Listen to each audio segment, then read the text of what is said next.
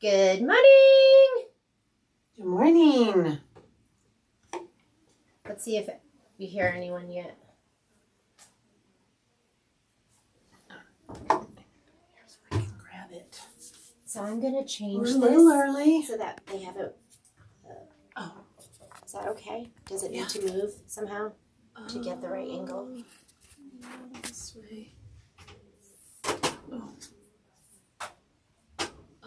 So they don't have sideways. There we go. Is that good?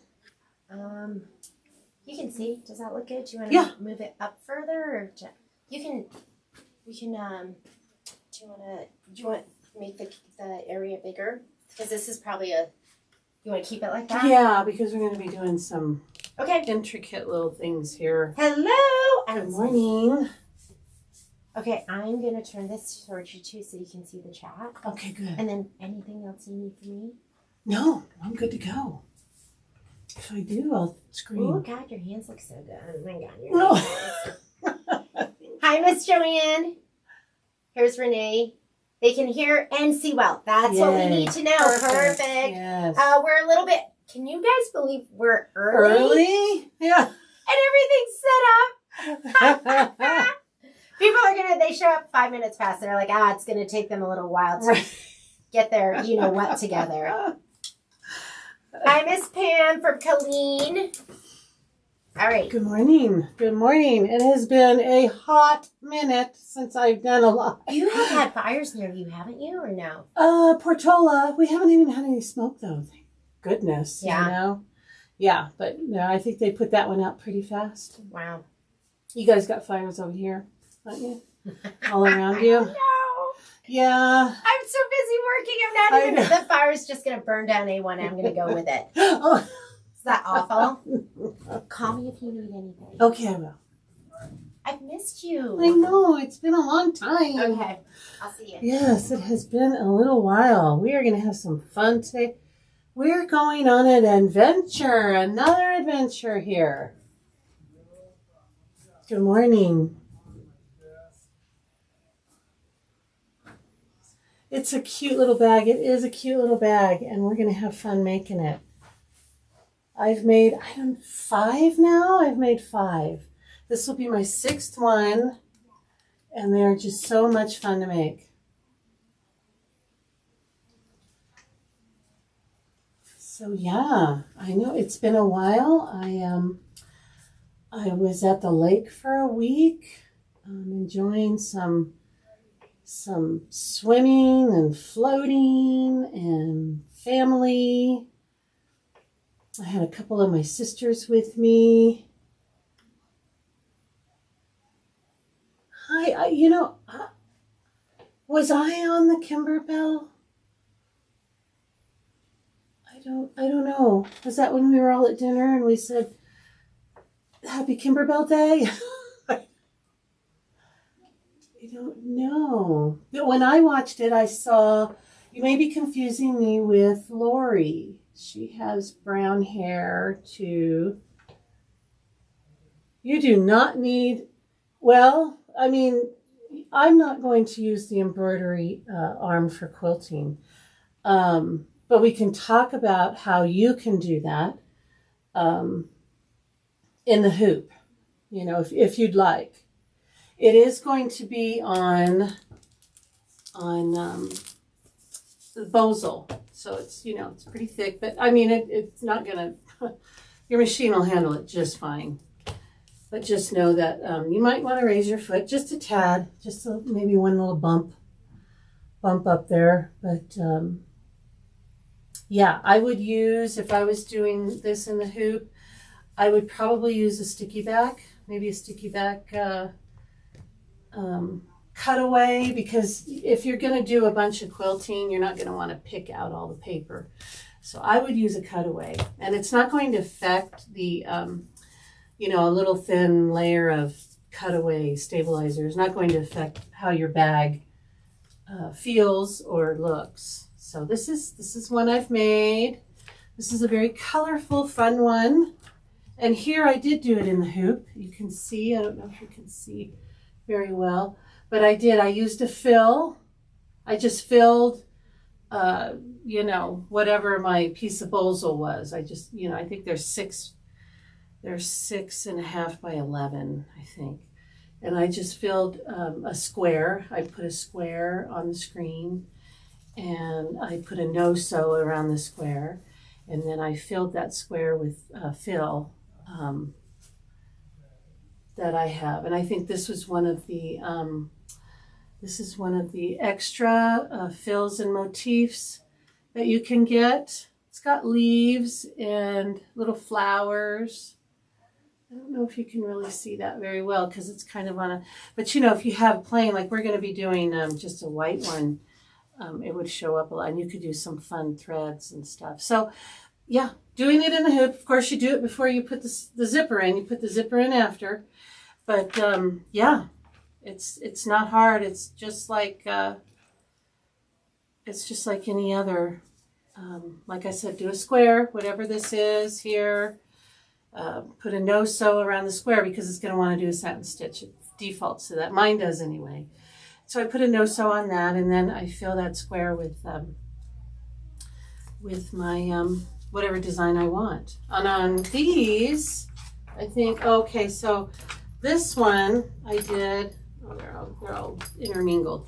This one I did like a diamond shape, you know, just using the bar, the quilting bar on my foot there. I just did that. And on this one, I did lines that were going this way, and then I came this way. So I did half of it, the lines going this way, and half of it, the lines going that way.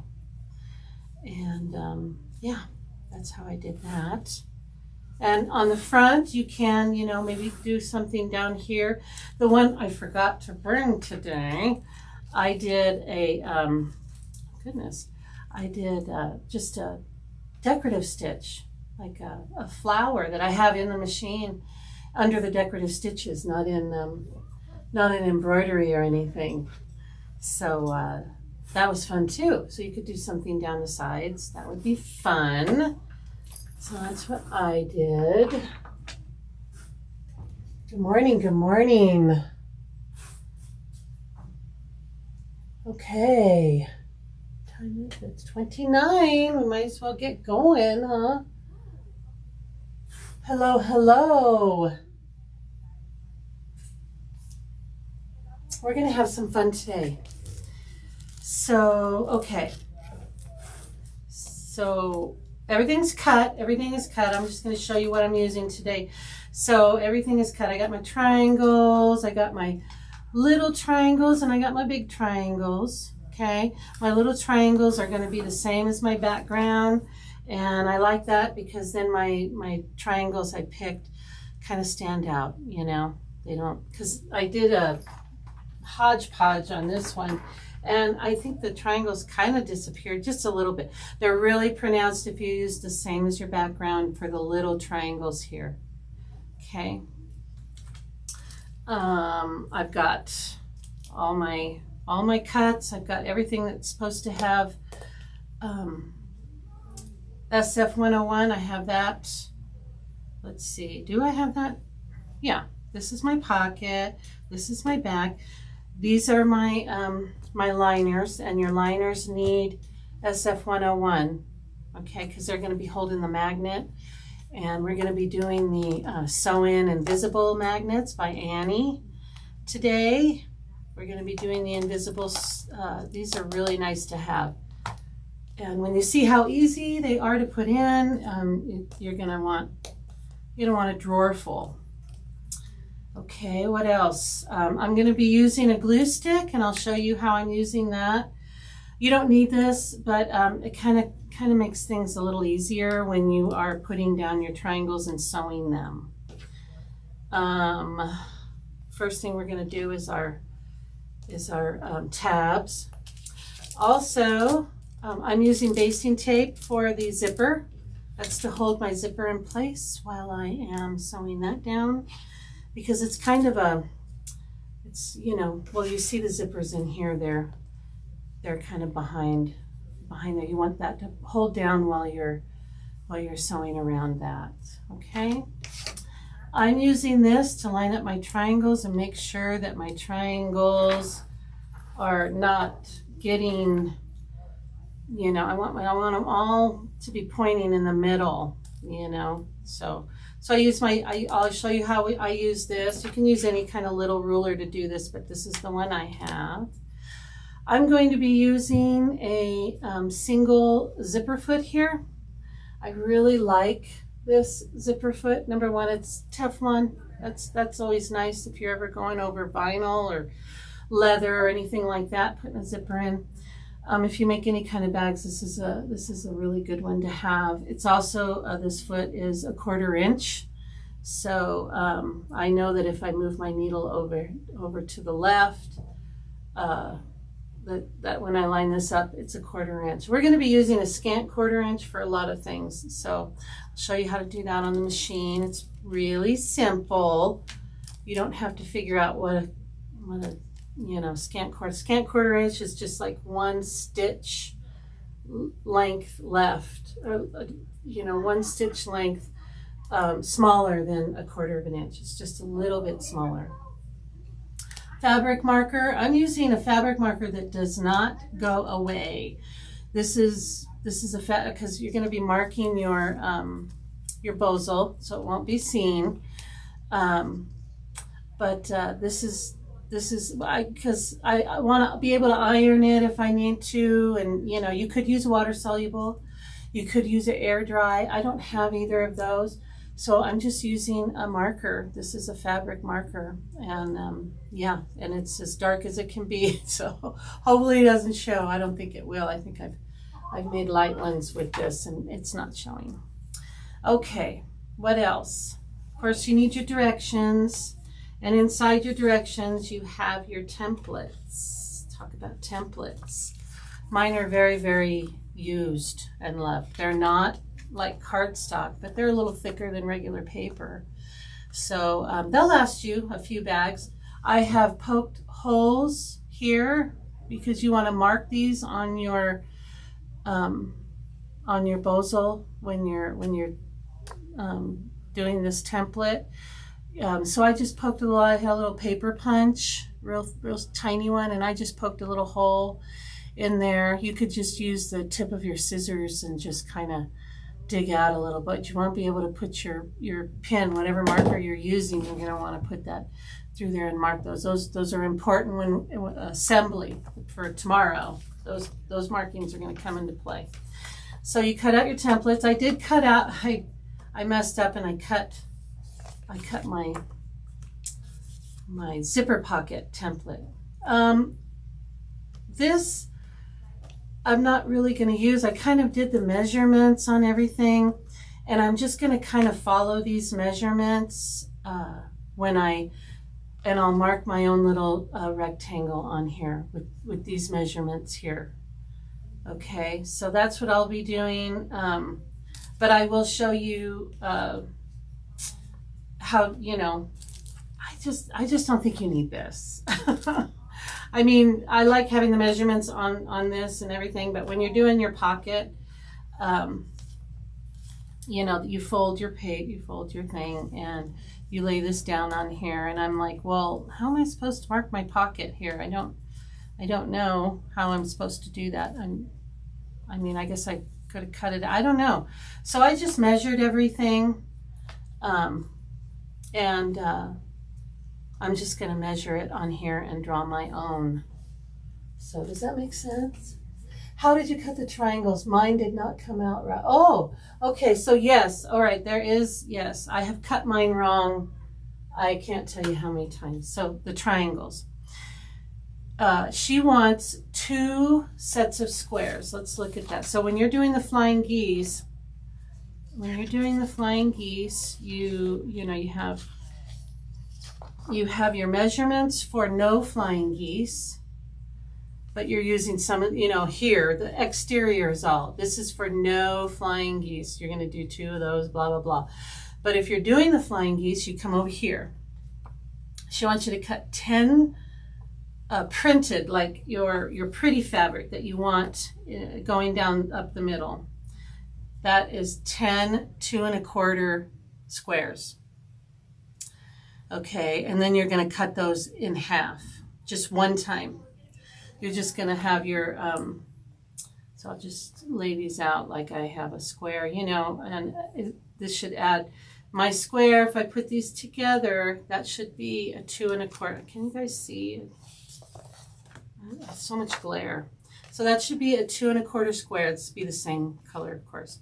But that's what you're going to cut out, a 2 1/4 square, and then you're going to cut it right down the middle. Okay? And that's going to be your pretty fabric. Okay? And then she wants you to cut 5. And you're going to get how many? When you do 10 and you cut them in half, you're going to have 20. Yeah, you don't need 20, but I just picked the ones I like, and I just go through, you know.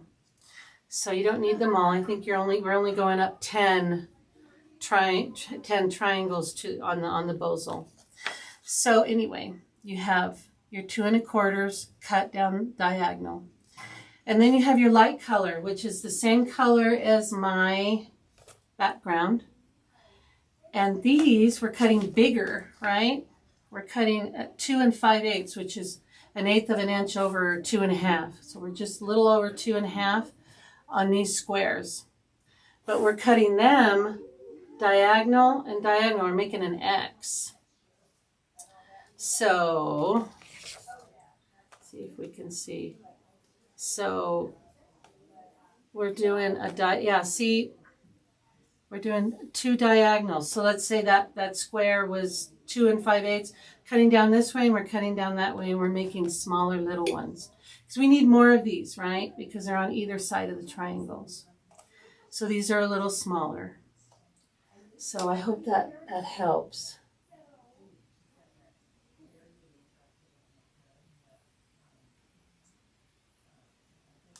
Yeah, I had a large watermelon. Ooh, that does sound delicious. So yeah, I did cut them wrong, and I think I have, was it on one of these? I think it probably on the one I didn't bring. I didn't want anybody to see it. But yes, I had some of these squares were not cut right, and so it cut into more, or it made my triangle bigger. And I mean, so cutting is important in this, because when we start putting these together and sewing them, they need to be, you know, the right size. Otherwise this will be too big on the side, or this will be too small in the middle, and it just gets all wonky really fast. So because we're doing the flying geese, we're not going to put on here, we're not going to do step 1 and 2. Okay, we're not going to, this is for if you're not doing the flying geese. We are going to do the quilting on one side, but this part we're going to ignore for now. And we're going to do making the D-ring. Okay, and for that, my book has just fallen apart, so I'm trying to keep it all together. So we don't need this yet. So we're going to make our D-ring holders. Okay. Oh, and I think I need some D-rings. I should have told her that. We're going to set all of this aside. We're going to set all of this. I don't need this. I'm going to put this in my book so I don't lose it with my other template. Okay. We don't need these yet. Don't need the pocket. We don't need any of this right now. We don't need the zipper foot. I don't want to lose that. Let's see, in my mess here. Okay. So we've got SF 101 on the wrong side of our fabric here. And I'm going to get my big ol' iron. And I'm going to use a few clips for this. So is everybody enjoying their summer while my iron's heating?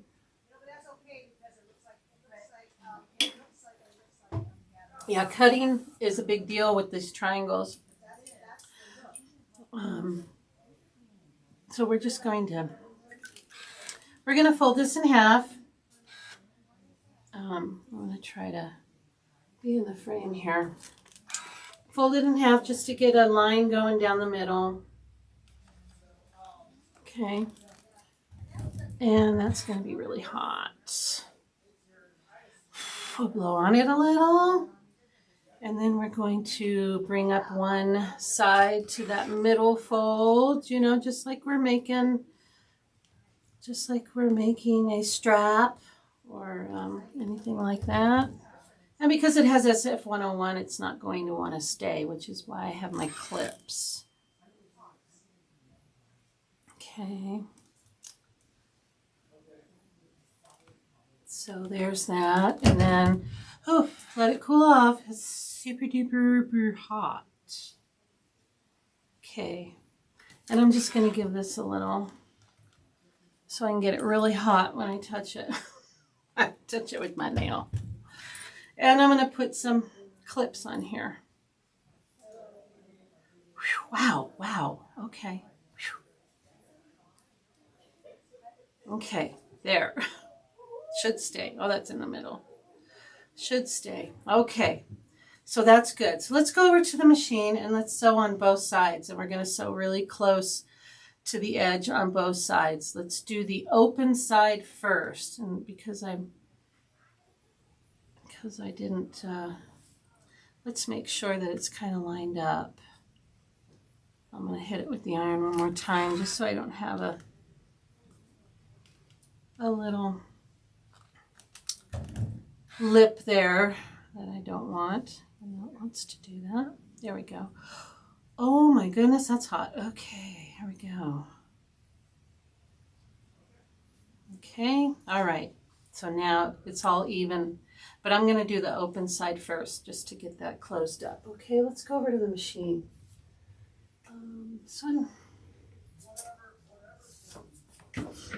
All right. Okay. I just have a J-foot on right now. I just have white bobbin and white thread in because most of my project is white. So let's see. I'm just going to kind of eyeball it. Let me put the foot down. Oh. And I'm going to up my stitch length to 3.5 just because I think it's prettier, even though you probably won't really see it. And I'm going to roll down here and see how close I am. I'm a little too close for the edge there. You guys see what I'm doing now? I wonder if I should move the camera over to the other side. I'm trying to keep my hands out of the way. But I'm just finding where I want to sew, and then I'm finding a point on my foot. So I'm pretty much on this. There's 3 little marks on the left, middle, and right. And I'm going to the furthest right mark there. And that's where my eye is going to go as I sew. Don't need to back stitch because these will be sewn in.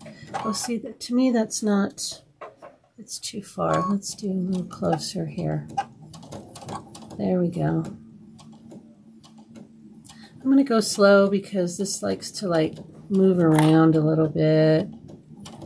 I just want to try and keep it straight. There we go. Okay, I'm going to do the other side.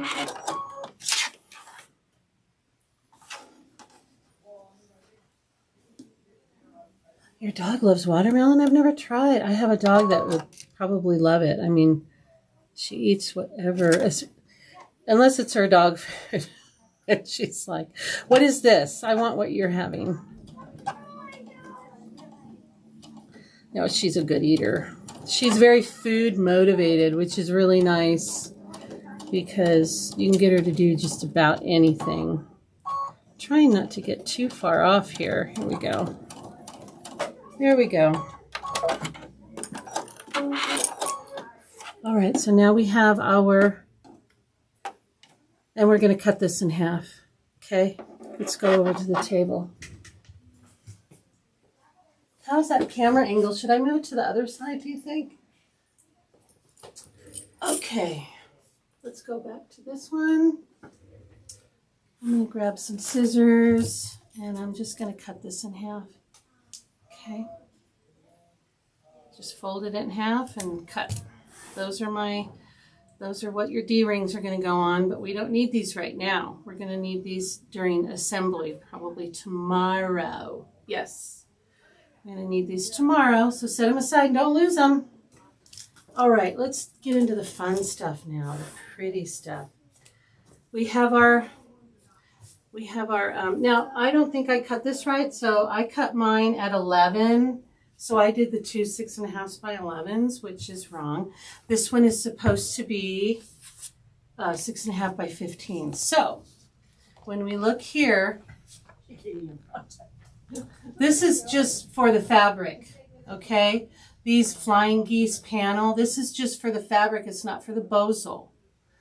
And where we get that measurement is on a different page. Okay, so we go over here where we're gonna look at how we're going to assemble our bonus flying geese panel. That's on page 7, okay? And that's where it just talks about, so it tells me nowhere except for here when it says draw a center line on the 15 by 6.5 foam lengthwise. That's the only place you get that measurement, okay? So I made the mistake. It's not going to be a big deal. I'm still going to be able to make my bag because our template is way smaller than even the 6.5 by 11. So if you cut 6.5 by 11, don't worry about it. It's not going to be a problem. But this is the only place, and let me show you. I don't know if you guys can really see, but it's on page 7, and it just like alludes to it. Draw a center line on the 15 by 6.5 foam lengthwise. Okay. So if you are lucky enough to catch that before you cut your Bohl, I'm very, very proud of you. Oh, thank you. I just had them done. I thought I'm gonna go light. I'm gonna go very light. Yes, I just had them done. I love my nails when they're first done. Aren't they fun? Yes, I was looking for that measurement in the cut. Yeah, it's very obscure. You might want to highlight it, you know, just so you remember. But or write it over here. I would write it over here somewhere under the flying geese panel. You know, cut one Bohl. You don't need to do both. Cut one Bohl because we're only putting the triangles on one to 15 by 6.5. Right? So I would write it in here because that's on page 1 and that's what you're looking at first. That's a smart thing to do. I didn't do it, but I will if I remember. Okay? All right, so let's go back to page 7 and let's mark up our Bohl. We're just working with one panel.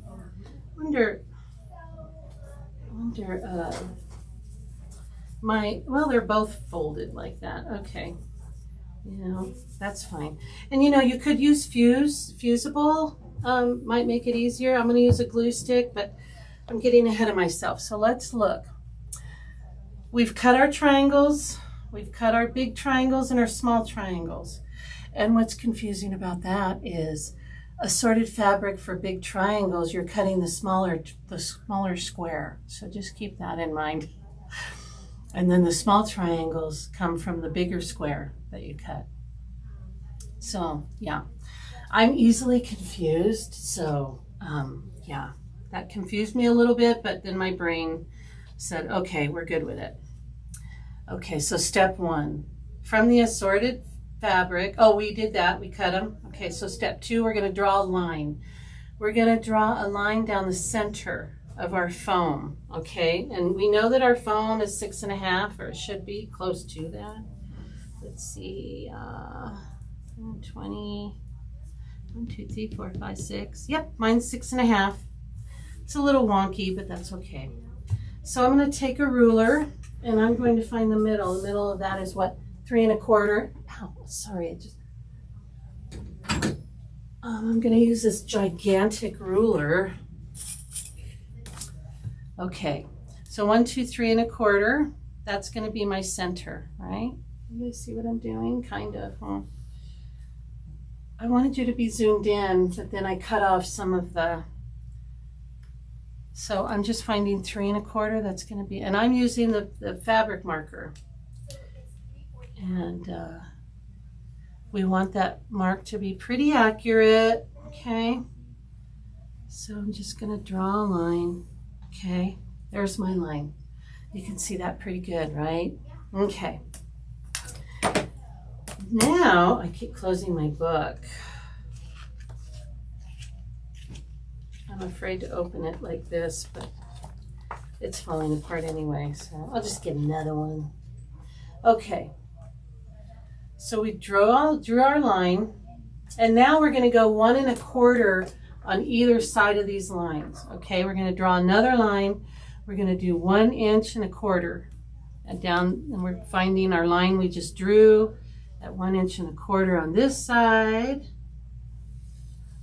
Okay, and then I'm just going to flip it over 1 1/4 on this side.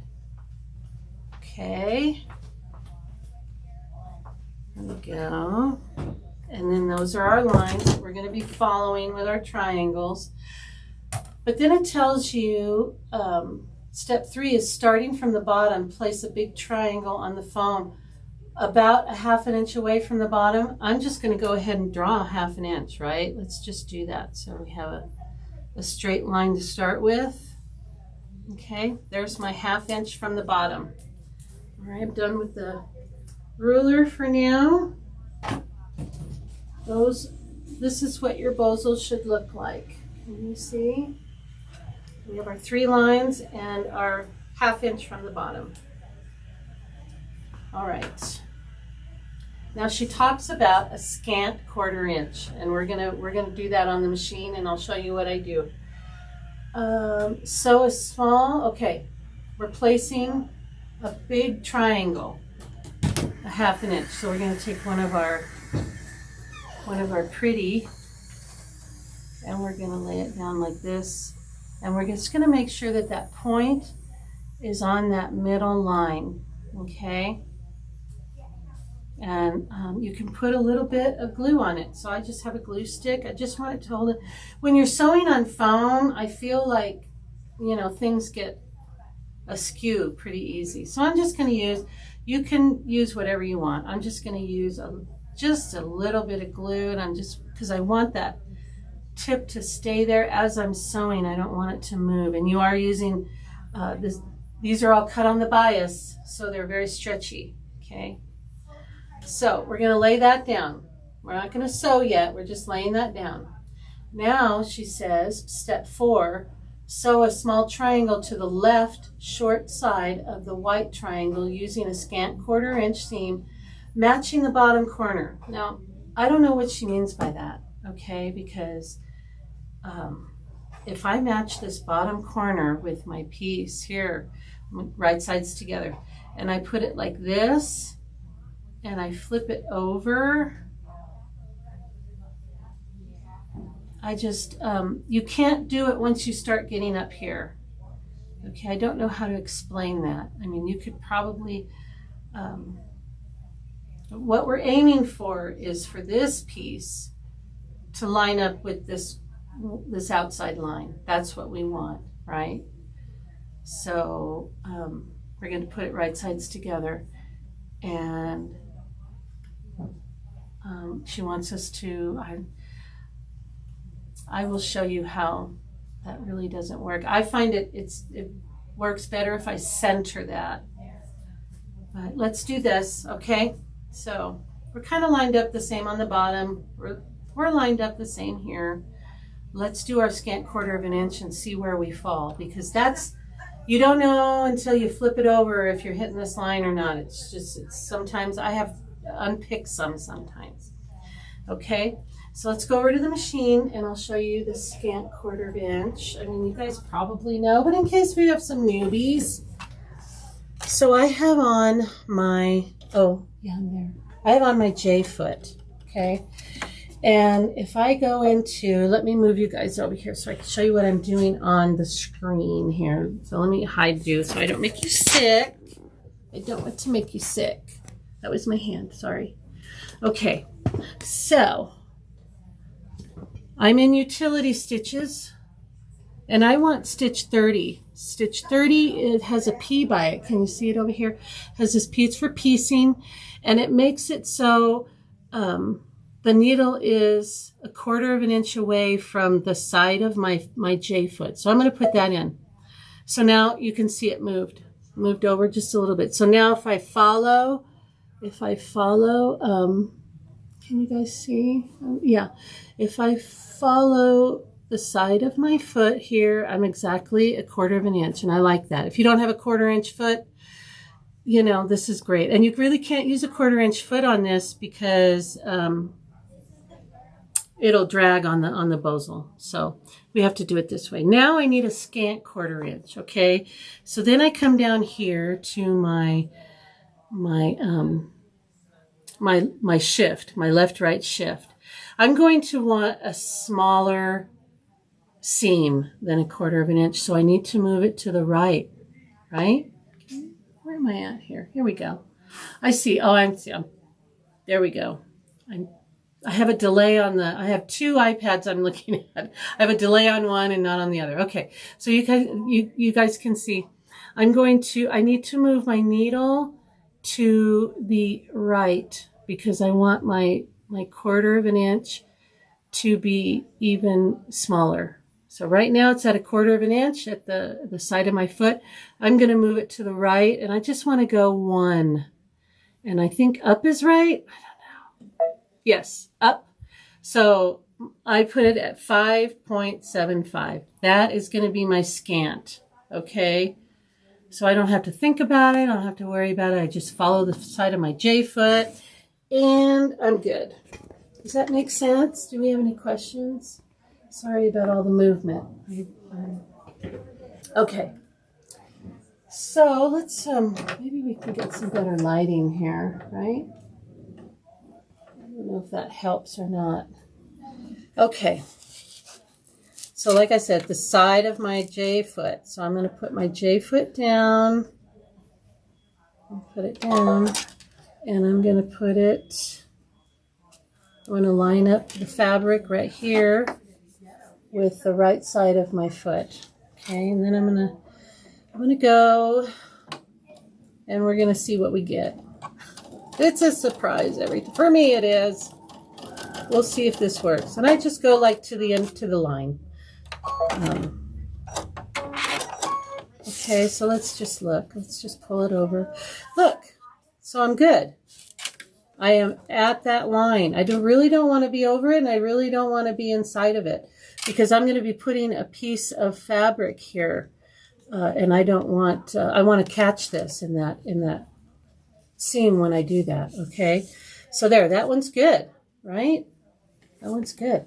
And I can take a little bit. I don't even have to leave the machine, right? I can bring my triangles over here because I'm using glue. You can just leave it. I mean, it doesn't. I'm going to put a little bit of glue on there, and I'm just going to hold it down just a little bit, you know. And then I've got another triangle. Okay, another small one, and I'm going to put right sides together. And let's see if we line up the bottom here. And she may mean you only line up the bottom on this one because it really doesn't work when we start going up the line. Okay, so I'm going to put my foot down. I'm going to line it up with the edge of my fabric, and I'm going to go.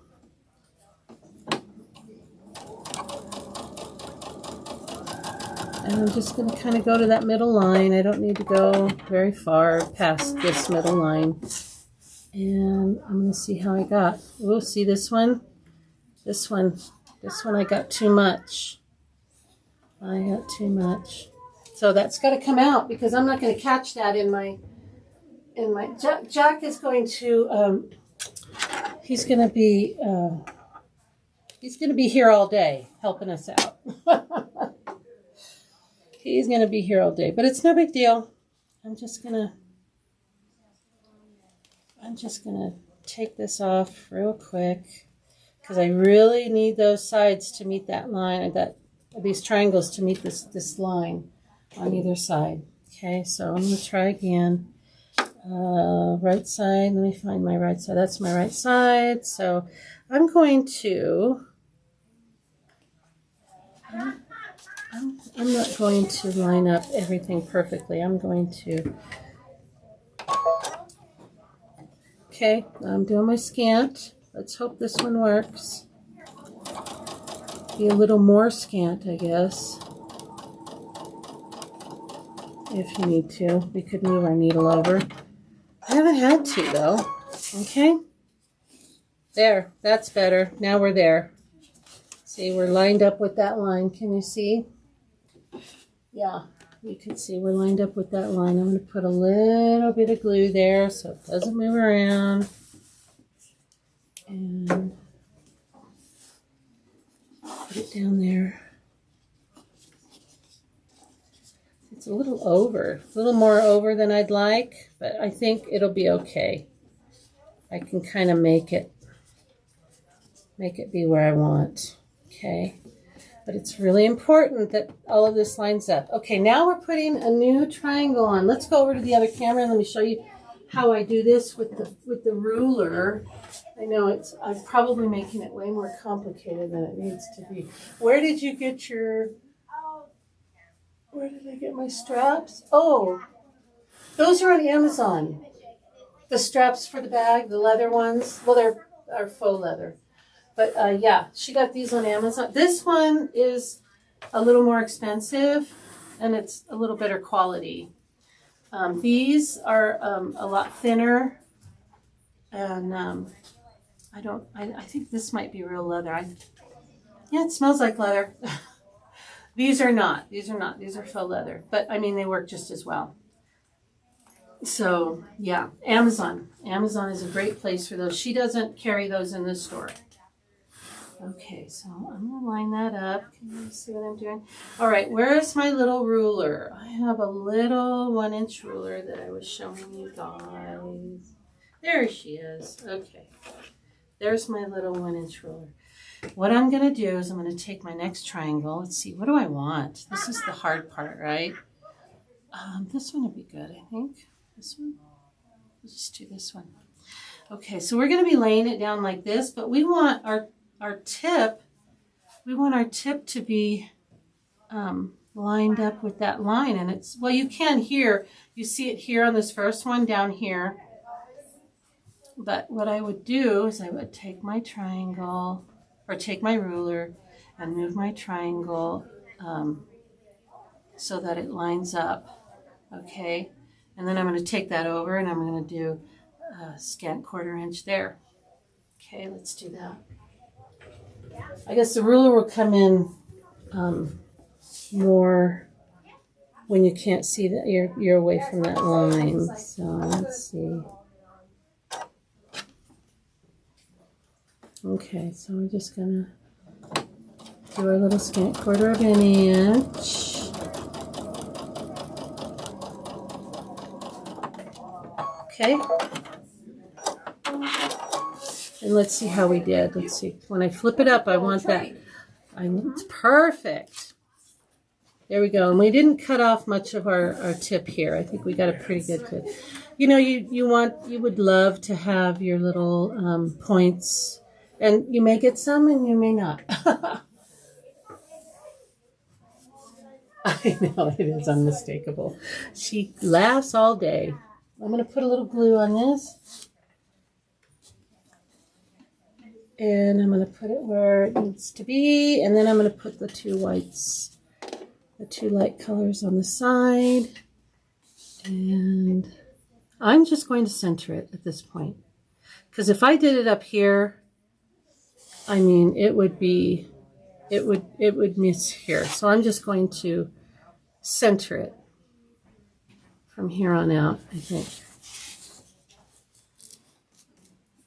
Okay, there we go. I'm going to line that up. So I'm sewing a straight line. And here we go.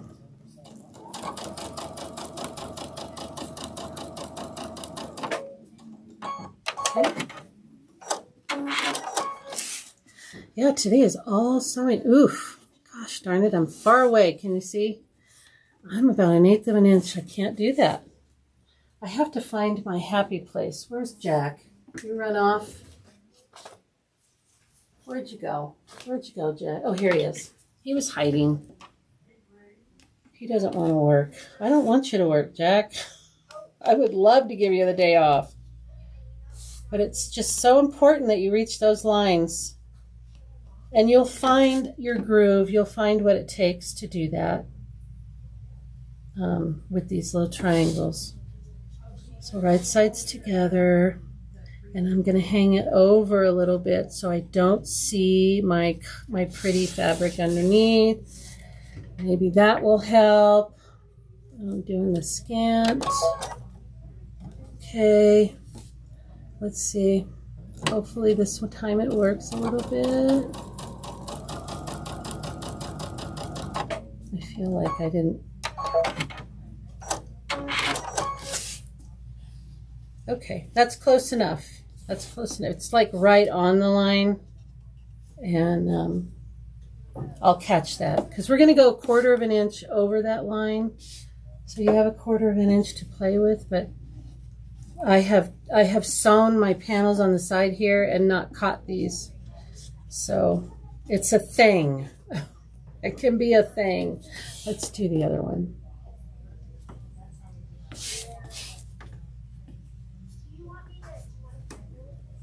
Okay, I'm just kind of centering it.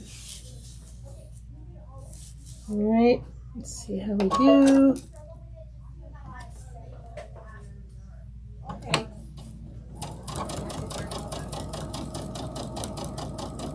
And you know, you can make your 1/4 of an inch a little scanter. Is that a word? A little more scant. There we go.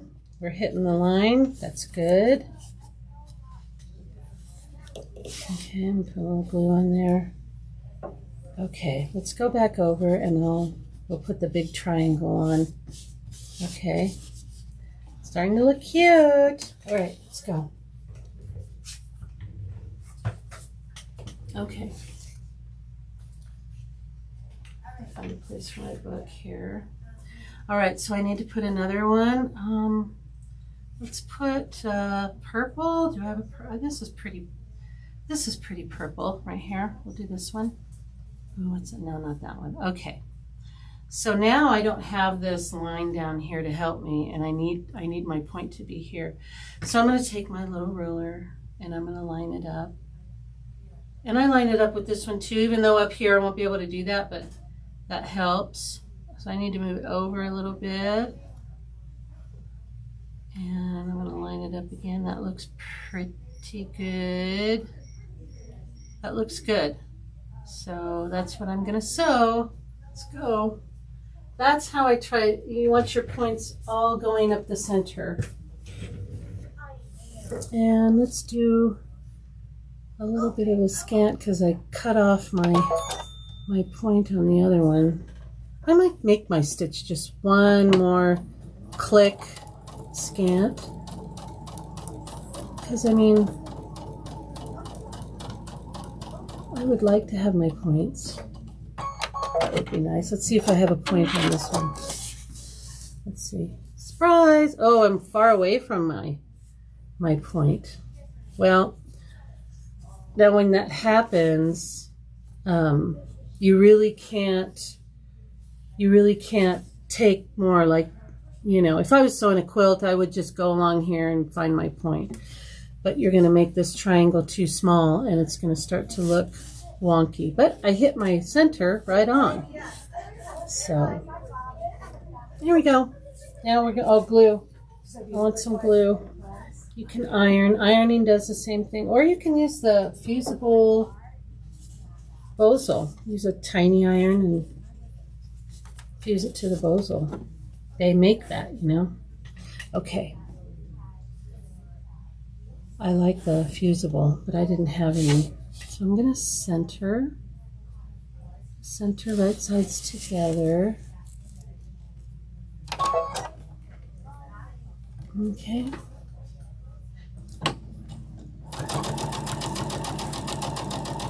Oh, let's hope that I don't have to redo this one. Here's to hoping. Yay, that's a good one. That's near perfect. You would like to have 1/4 of an inch here from this point here over. Like, I'm not going to get that here. I'm not going to get that. I'm going to chop off some of that when I put the panel on, but you know, I'm okay with that. I'm okay. If somebody's looking that closely, shame on them, right? Of course, you know, it's not like you're putting it in for a ribbon. And if you are, then you want to make sure you do that. Make sure they all look perfect. Oh, I hit the cut button instead of that. Okay. All right. Here's hoping that I hit that side.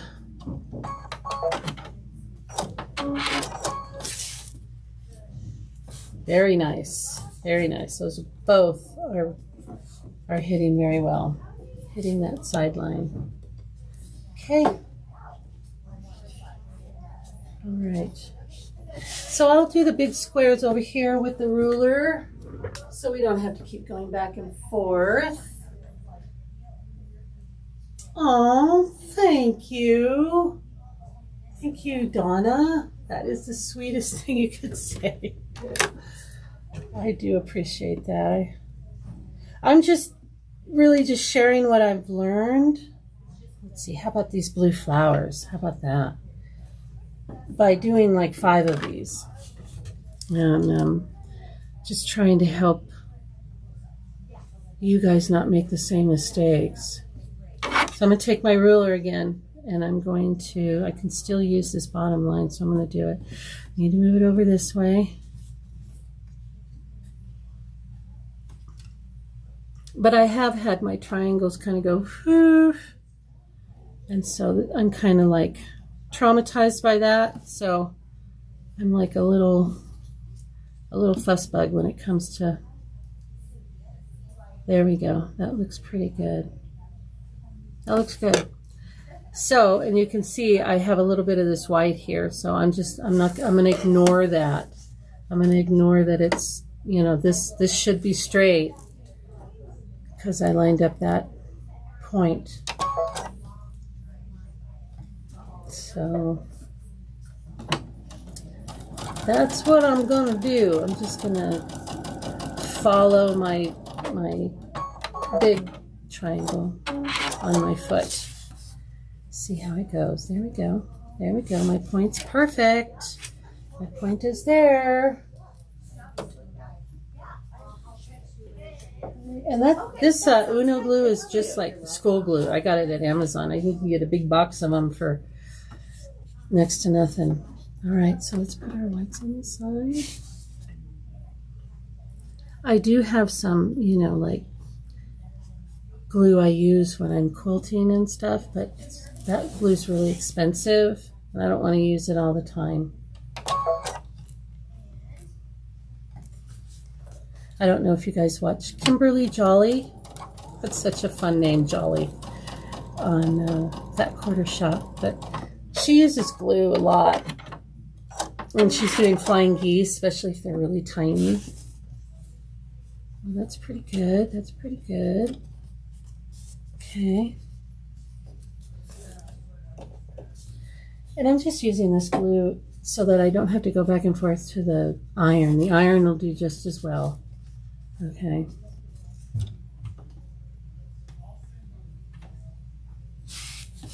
We just kind of want them to stay. And like again, I'm just centering this on the other triangle. And here we go.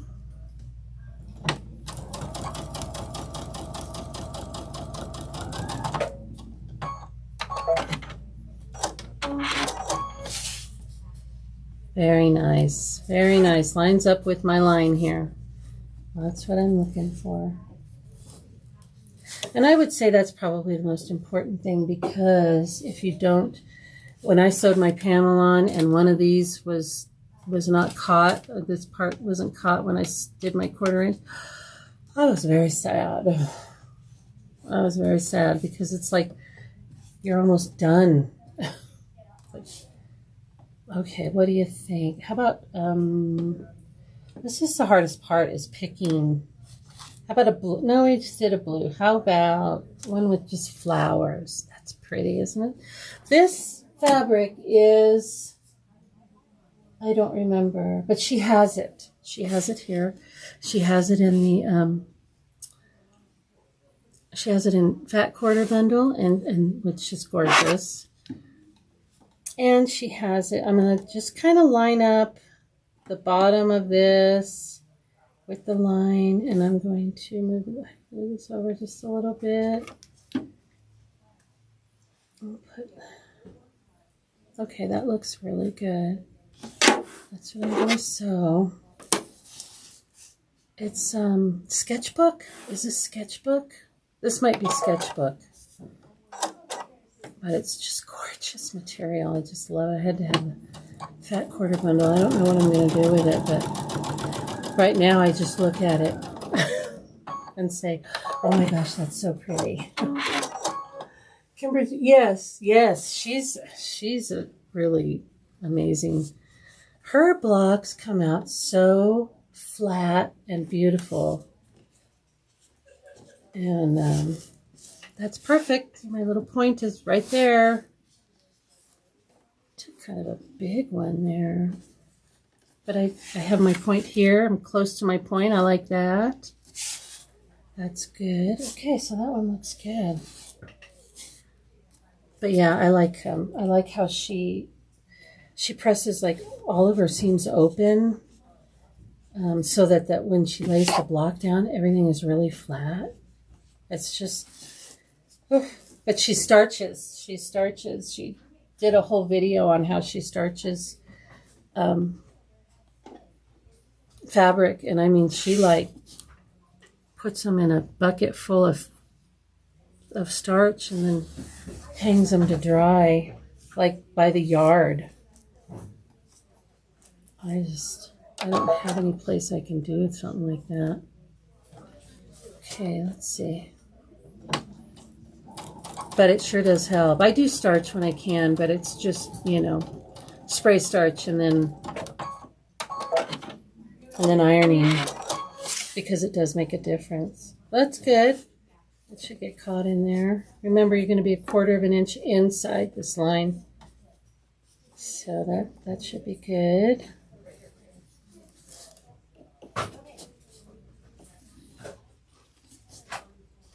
But yeah, she puts little dots of glue on her. I'm like, that's genius. Okay, I'm just centering. Okay, put down right on that edge. You could use your laser too to help keep you straight. See how we did. Very good. Oh, we're doing pretty good. Oh, isn't that sweet? The little flower peeking out there. It's looking cute. Okay. How are we doing? I think I would probably never do that. Starch a whole. I know, right? It seems crazy, but you gotta, you know, I mean, her job is to make quilts, so she's constantly. I'm gonna do a dark purple. I think I like that purple. All right, so I'm just gonna kind of center it, and then I'm gonna bring out my ruler. Where is she? Here she is. And I'm gonna put a line here with her, and then I'm gonna snug it up to that. And I think that's pretty good. I think that's really good. I'm going to do that right there. Sometimes I get lucky and I lay it down. I'm going to hold this while the foot smashes into it, because I don't want it to shift. Okay, so I'm just going to keep my finger on it.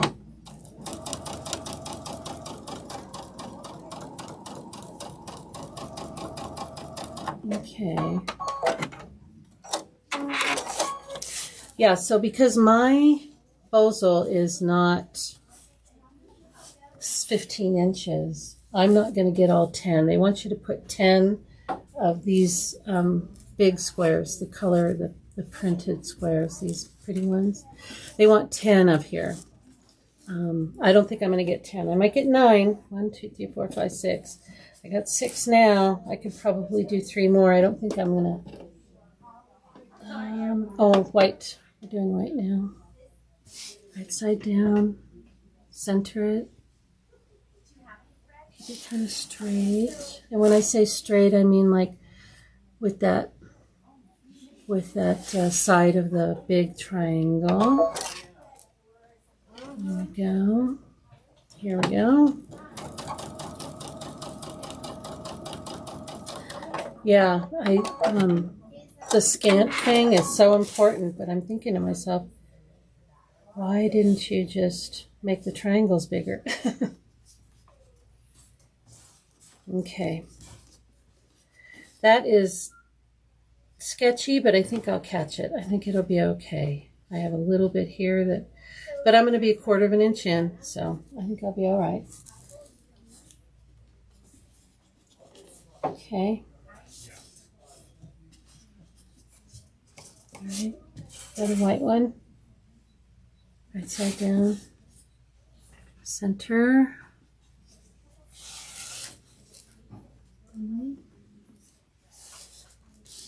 There we go. Foot down. Put your foot down. I'm putting my foot down. Okay. That's pretty good. It's very close. It's on the line. Okay. It's on the line if I really stretch it. There we go. That will be caught. Okay. I feel like my points are straight. This is when I kind of look at them and I'm like, okay, yeah, they look pretty good. Sometimes they can get really wonky. So just kind of take a look every once in a while. All right, let's pick another one. How about this one? It'd be pretty, huh? Okay. Going with it. This is 7. Kind of centering it. Get my ruler. That looks spot on. Yeah.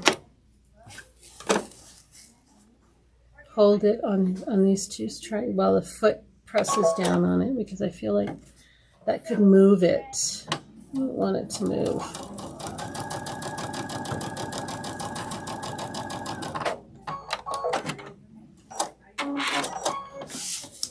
Okay, let's see what we did. Very nice. Right up the middle. That's good.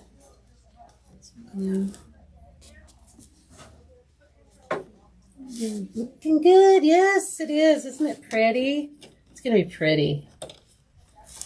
Pretty, pretty, pretty. Oh, look at my point. That's a perfect point right there. Can you see that? I just want to marvel at my one perfect point I got here. Okay. They all look great. All right. Right side down, centered.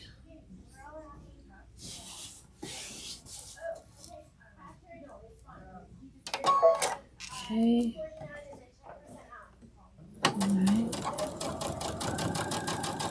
They're wheeling and dealing out there. Okay. Let's see how we did. That's good. That's part near perfect. Part near. All right. Another one right side down. This is going to be a pretty one. I really like this fabric a lot. If she had yardage, oh my gosh, I'd be broke. I would be broke. Okay.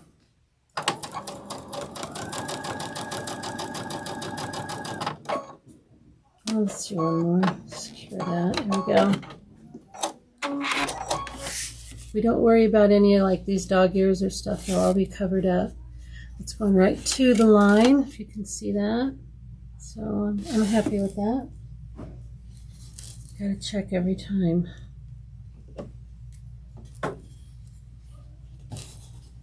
want it to stay there. Stay. Okay.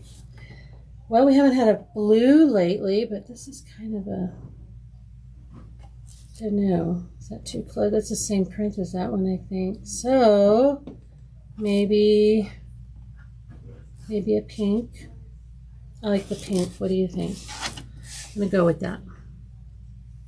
Center it. Center it as close as I can. Get out my. That is pretty good. I like it. Hold these two.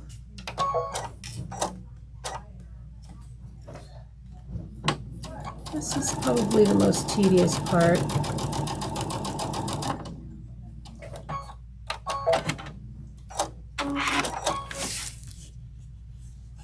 Oh, good. I have my point. I have my point. This point's a little off, but I can live with that. I have my point. I'm happy. Happy, happy, happy. Good. Oh, what did I need? I needed something. She's dancing. Quit distracting me. It's laughable. It's not very good. It's real. That's what. Oh my god. Just kidding. What did I need? Do you guys remember? I said I was gonna ask Jeannie for that. Foot? No, I got to foot. Thread? No, I got to thread. Just call me. I will. I'll scream. I'm sorry. No, I want to help you. I'm just like, okay, it's right side down. Put my foot down. I'll remember. I'll remember when I need it. Oh, D-rings. D-rings. She can hear me now. That's what I knew I'd remember as soon as she walked away. That's good. It's right on the line. I don't need them until tomorrow, so I'm not. I ran out of D-rings. That's good. That's perfect right there. Okay, other side. We're almost done with this panel. And isn't it cute? You could use this on a lot of things, you know. You could make the front of a bag, like just all of these going up the front of a tote bag, right side down. That would be cute. Just the center part of it. And you don't have to do it on Bohl, you know. Just do it on regular fabric. I would back it with some SF101 maybe. Okay, that's good. Doing good.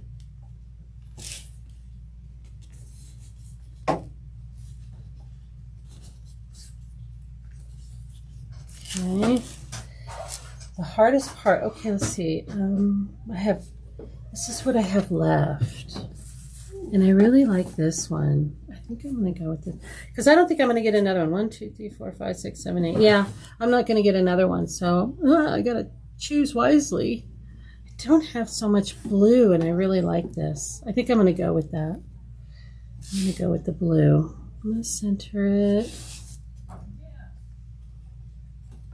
Okay, these I'm probably not going to need. I don't think I can get another one. We'll see. Let's move it over this way. That looks pretty good. Okay. Hold this. All right.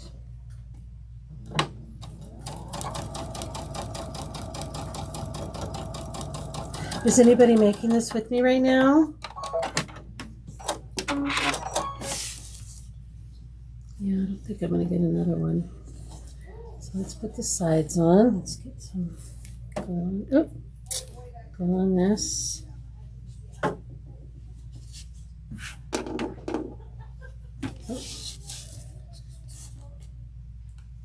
Center that.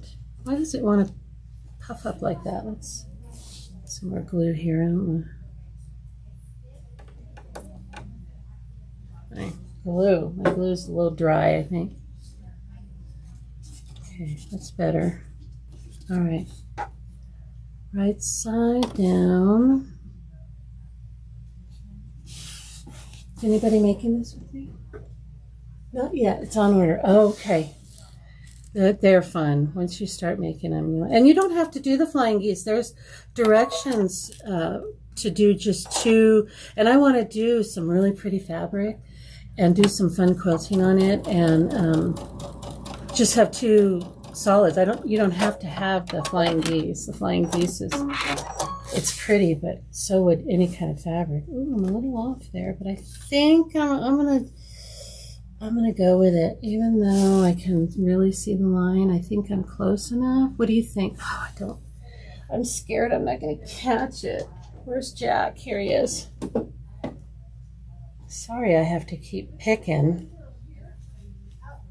but I'm telling you, when I finished my bag and then I really looked at it and I didn't catch some of these, well, I didn't catch one at all, and I'm like, oh. And I had finished the whole thing, so I'm a little traumatized. So welcome to the dark places of my mind. There we go. All right. I'll just grab one. Thank you. Okay, so I'm gonna do a little more of a scant. Oh, that's right side, that's wrong side. Okay, right sides together. Okay, and I'm gonna do just a little more of a scant. Because when you cut these triangles, I don't think you cut them like exactly. You can't, unless you have one of those AccuQuilt things, which are pretty amazing. Any of you guys have those? That's better. I'm happy with that. I'm at least touching the line. Yeah, that's good. Oops, a chunk. Okay.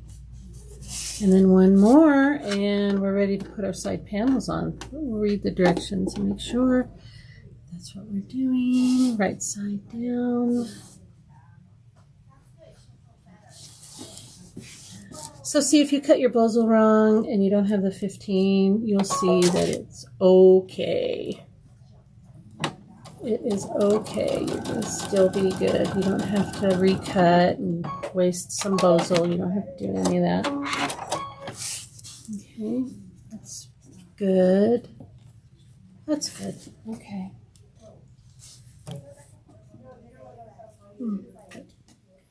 Okay. All right. All right. And there's our panel. Let's go over and read the directions. That's as far as I can go. I can't. 2, 3, 4, 5, 6, 7, 8, 9. You're supposed to have 10. I have 9. It's going to be okay. Let's move over. Whoops. Oh, whoa. Okay. Sorry about that. Oh my goodness.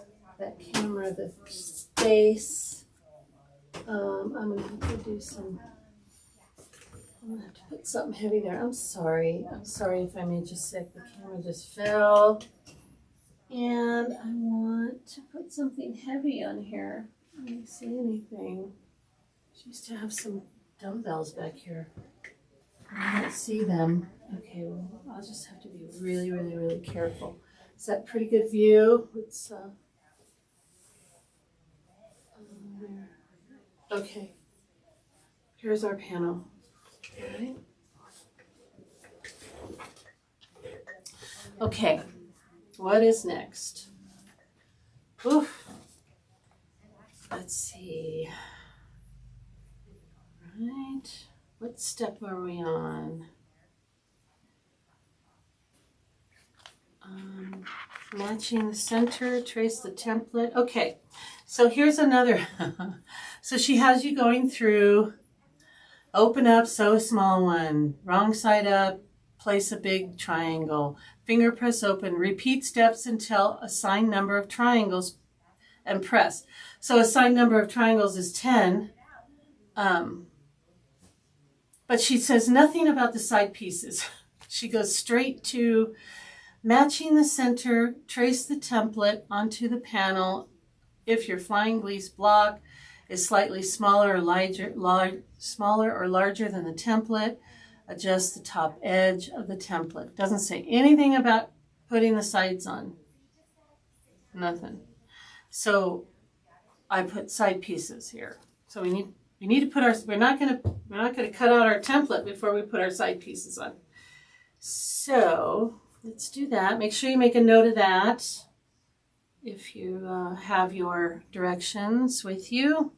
So we're going to go right side down, and I'm going to follow this black line from the top to the bottom.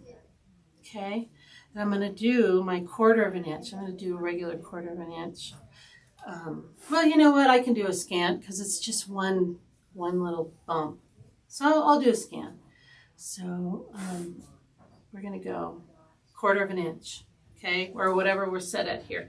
You can move your needle to a regular 1/4 of an inch at this point if you'd like. I think I'll catch everything. I think I'm okay. And, you know, I could. Let's just do it. Now I'm back at exactly 1/4 of an inch. I'm not a scant anymore. I just put it back on the default setting on my machine. And I'm still on stitch 1-30. It's a good thing we have, yes. I know, right? I'm like, what, why am I what? I can't cut it out right now. Okay, so I'm just going to follow the side of my foot.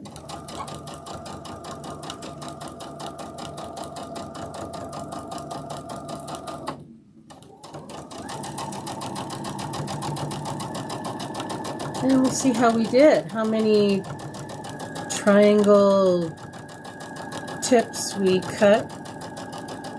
We're going to cut a few. I'm not going to lie. There's going to be a few. If you are OCD, look away. Let's see. Oh, we did well. See, that was the one I said we would cut. This one down here too, a little bit. But then we get better and better and better. So that's pretty good. I think that looks pretty. I'm not going to glue that down. I'm good with that. Nothing's going to get in my way here. Right side down. We're going to do the other side. I'm lining up with these lines that I drew earlier. And I'm doing a regular 1/4 of an inch. Okay. And I'm just going for it.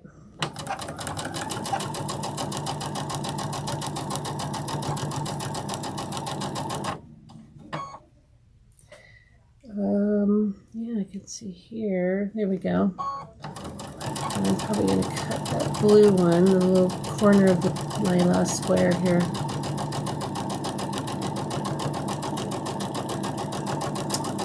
And then we'll be ready for our template, right? Okay. See how we did. You know, we're a little far away here, but I still think it's beautiful. You know, I could go in, if I could go in and make this a little, I could go in, like when I see stuff like this, I want to go in and just sew a little closer, just onto the left side of my sew line, just to get a little better, a little closer here, so I'm not so far away. But, because you don't want to like, oh, I'm just going to go in and catch these. And then I'll come back out, because then you'll have a big pucker. You don't want to do that. So just got to live with what you got here. But I think it's pretty. What do you think? How are we doing? How am I matching the lines? Oh, these lines that I drew earlier. So the lines that, this line here, can you see? Let me see if I can get that on there. This line that I drew 1 1/4 inch away from my center line, that's what I'm lining up with. So I'm lining it up there, and I'm lining it down here because I can see it in both places. Can you see it there? You could see it down here, my little line. And so I lined up my material with that, and I just sewed. Lining up anything here, you know, I just kind of keep it straight, because there's really nothing to line up here. If you worry about all of your points and stuff, you can, mark on here where you want to hit. Like I would mark it right here. I would say, okay, I need to be right here, and I need to be right here. I mean, you could really get into this and make it perfect, or you can make it like I do. Yes, I put the material wrong side down, and I just matched that with the line. I could only see the top and the bottom because all of my triangle is covering the other part. But I could see. I'll come over here and I'll show you. Probably better, more lighting. Let's get this light moved over here. Come here, you. Okay. I don't want to knock this camera over again. But you could see. If I lift up, you can see my line that I drew earlier. And this is why I wanted to use, something that wasn't going to iron away, So I just laid it, I just could only lay it here and match it here and here because that's all I could see. And then I just kind of kept it straight. You know what I mean? So that's how I put the sides on. And then here's our front panel. Isn't she cute? Cute, cute, cute. Now we need our template, right? My well-loved template. All right, now, when you are doing your template, you really want to concentrate on the top being about 1/4 of an inch away from that point, this point here. You guys see what I'm doing? This point here, ignore the bottom. So I'm going to look at this line. Let's see. I want to be 1/4 of an inch. So I'm just going to line it up and center it. So I still have my lines. I'm going to center it with my lines. I got my line here, and I got my line down here. And I want to be 1/4 of an inch away from the peak of my first triangle. Peak of my first triangle. I want to be 1/4 of an inch away. You can take a ruler and just be 1/4 of an inch away. Let's see. How would I do that? I'm sure I do somewhere in the story. I just didn't know where.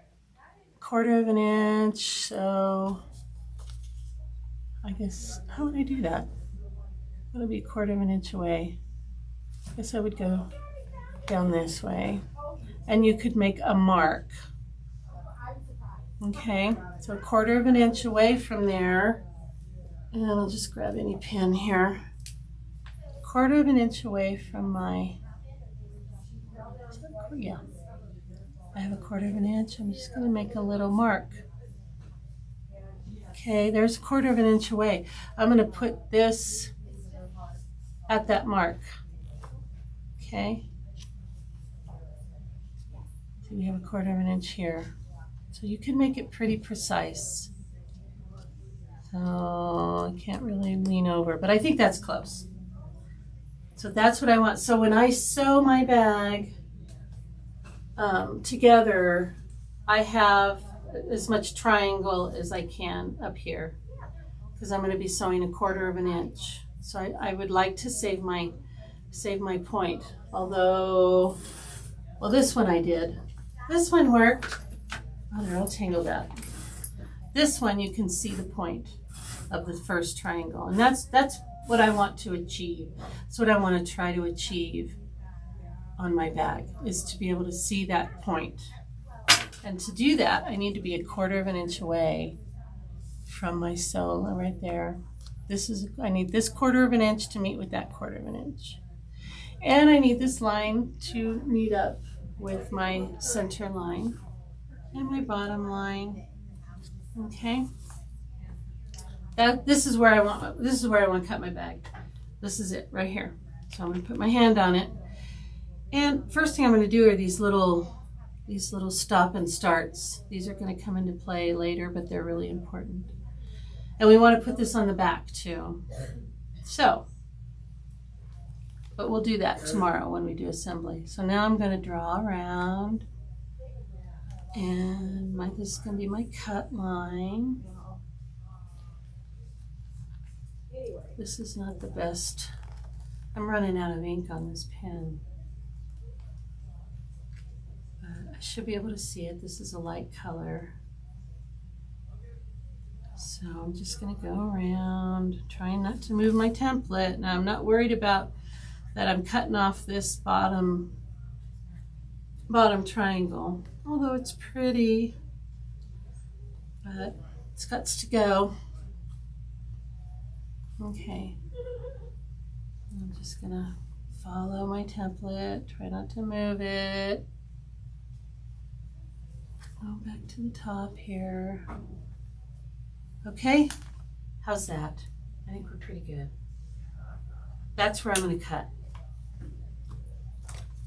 All right, we're just gonna cut it. Let's just do it.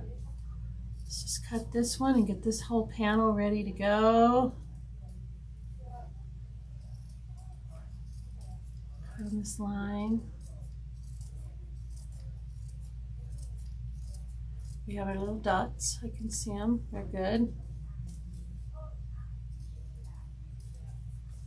When you're cutting, try to move the project and not the scissors. Move the project to where you want the scissors to cut. A little more accurate. That's how you cut paper too, you know. Move the paper.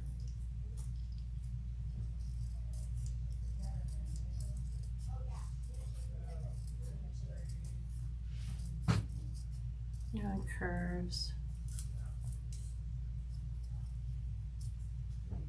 Here we go. Bye-bye bottom triangle. Okay, and there she is. We're all done with that one. Pretty good, huh? We're doing pretty good. Isn't she pretty? I think she's pretty. You could zigzag around this or maybe do just a little, but I'm not worried about it. You glue it. But yeah, it doesn't need to be. There we go. All right, so we have our little marks here. Okay, we are also going to need these little marks back here. So let's just do that now. I'm just going to lay my template and put it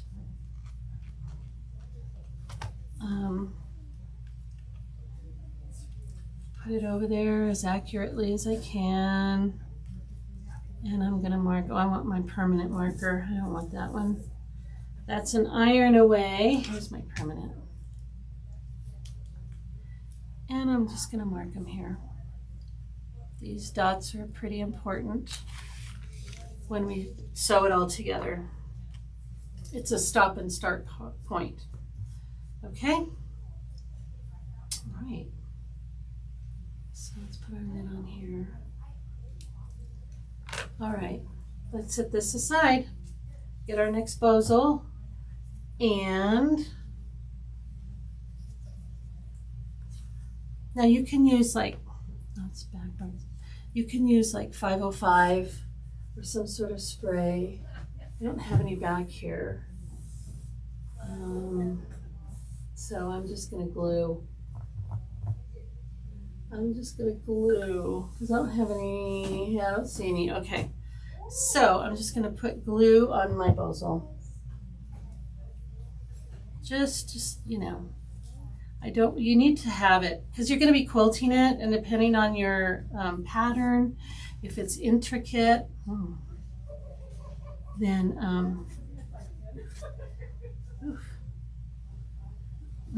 it could lift up and distort and do all that stuff. So put some 505 on there. I'm sure you guys have some.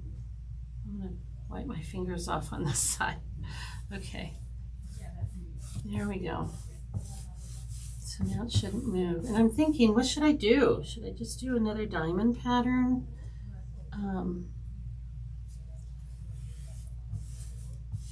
You know, there's all kinds of things that you can do, but you know, I don't want to spend 3 hours quilting either, you know. So, what are you guys gonna do? Oh, my battery is low on my computer. I don't know if I have a cord. I wonder if I'm gonna yell for Jeannie. Jeannie! I can't get out of here. I need a cord for the computer. Which one doesn't have? Okay, let me go grab it for you. Thank you, Graydon. You're $1,000,000. Okay.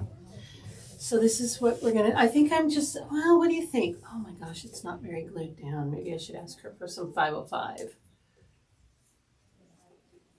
I don't want that big blob on there. I should ask her for some spray. I know they have some out there. Maybe I just didn't put enough glue on because this is pretty glued down. Okay. Give it a little iron, huh? This is when the fusible Bohl would come in handy. Oh, thank you. Do I need to put the cord over here? Another cord, yay! Okay, it's right here. All right, sorry about this. Ooh, a spark, and we're back. All right, what are we doing? Oh, can I go away? Okay, what is that thing? Me too. I would be tempted to do basics. Yes, that's a good idea, just to keep everything in line. You're absolutely right. It's a great idea. I think it is pretty. Okay, so let's do some, I'm just going to keep the white I have in, and I'm just going to think about what I'm going to do here. Let's go back to the machine. So, if I just do some lines, I would want them to be semi-straight. Let's see what we got here. I want to go back to my stitch 104, and I want to lengthen it to like 3.5 or 4 because I just want pretty stitches. And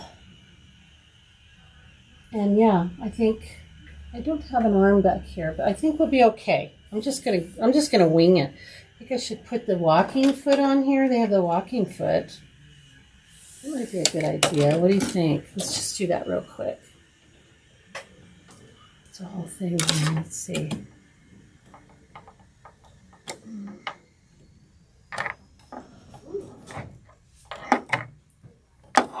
Oof, it's on there. Okay, here we go. Sorry about that. I think a walking foot would be good. This is the Avenir walking foot. Is that different from the other ones? Let's see. Sorry if my hands and stuff are in the way. No, I always need help. I always need help. I'm just trying to get this. There we go. I think I got it, right? I don't know. Yeah, I think I did. Yeah. Okay, tighten that up, right? Oh, I have to say, it kind of, I don't know. It's kind of, am I doing this wrong? I don't feel like I'm doing it wrong. But this doesn't work when you have this on. This screwdriver does not work. So let's see, I have a little one here. I have a teensy one. Let's see. I don't even know if I can tighten with this one. It's just too small. Too small. Okay. Let's get a regular tools. Gotta be a screwdriver in here, right? That's a Phillips. Do we ever need a Phillips? Maybe the other side. So, yeah, let's see. Oh, pulls out. Go back in. Yeah, it's just a little trick of these. Okay. Let's see if I can tighten this now. It is. I don't know if I have that in right. Maybe. Let's make sure. Yeah. And it has a 1/4 foot on. I don't want that. There's no other feet. Well, that was a bad idea. I don't want that. I don't want that flange. Oh, Lord. Bad idea. Here we go. Okay, let's just put our other foot back on. That was an idea. I don't have any other feet for that here, and I don't want to go hunt for that. Let's just put our J foot back on. Keep it simple, right? Well, there we go. Sorry, my hand is in the way so much. Okay. All right, now let's just go from corner to corner. Let's do that. Foot down.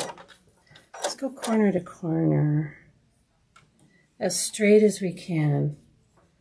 So I'm trying to, it's a rectangle, so it's not a direct line, but I do just like the little triangles. But this is how you would just quilt it. And you know, you could do whatever you wanted. Oh, I got close. Am I wonky? I'm a little wonky there. Okay. So I don't have a, I do have a laser. I don't have the guide that goes, the physical. Oh, wow. Look at that. I've never seen that before. Okay. I want, okay, this is new to me. Let's see, I think I just want this. And I want to move it. I want bigger. Okay, so there, that's pretty good. So I'm going to put that line I just made, the green one, on my stitched line. And that's how I'm going to try and stay stretched. So my eye is down here. My eye is all the way down here. I'm not looking at the needle. I'm not even looking at the foot. I'm looking at my green light and following that as closely as I can.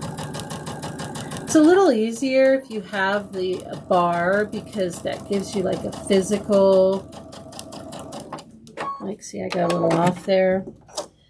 But the laser lights is a good tool. You probably can't see it. I don't know if you guys can see it very well. But I'm just making some diagonal lines on here, and then I'm going to go the other way. That's going to be, oh, got something covering up the chat again. Oh, stop. Go away, box. Go away. Oh. Go away. There. Okay. Yes, the laser. Yes. I put a big piece on my long. Oh, wow. And then you could just make a bunch of them, right? Oh, that is genius. And then you could, you know, but you could put this in a hoop. It's not hard to put it in the hoop and do something, you know, really amazing. I did it with one of them.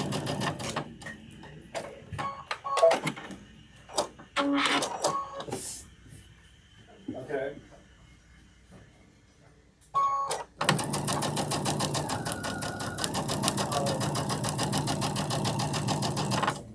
So yeah, I'm doing this side.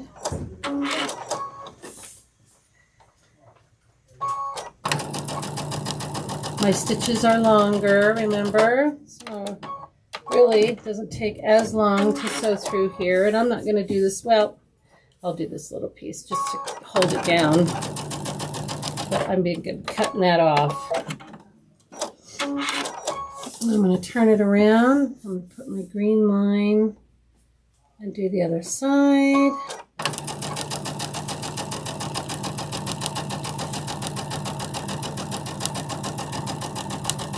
The laser is very nice on this machine. It's much longer than my Solaris, you know, the Luminaire. It comes way down here onto the bed of the machine, which is really nice.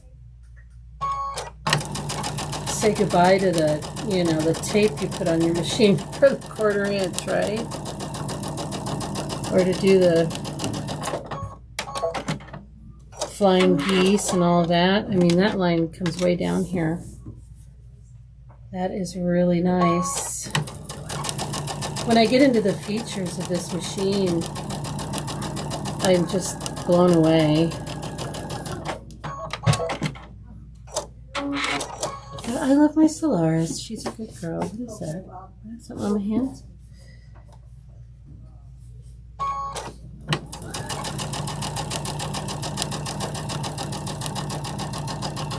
But you just want your rows to be kind of semi the same.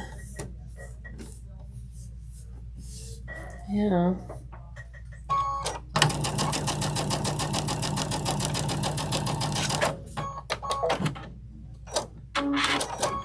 Just to hold this down, I'm gonna go here real quick.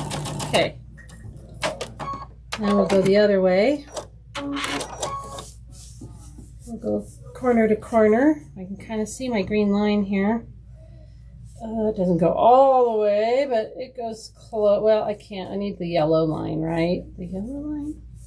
What is the yellow line? It should be lined up with my needle. Okay. Well, maybe it is. Well, I'm just willy-nilly in it. But I still think it'll be really nice.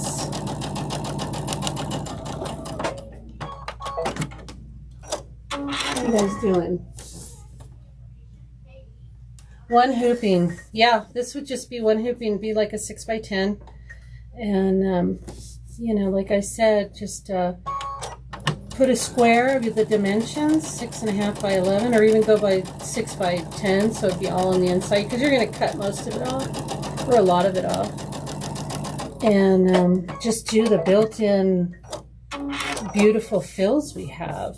Or, you know, if you have those USBs, I wonder if I'm sure they work on the Avenir, right? Of the motifs and the fills. I mean, they're baby lock, but I think they work on everything.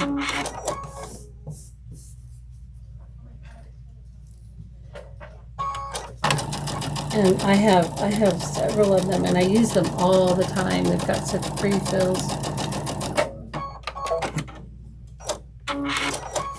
I'm seeing diamonds.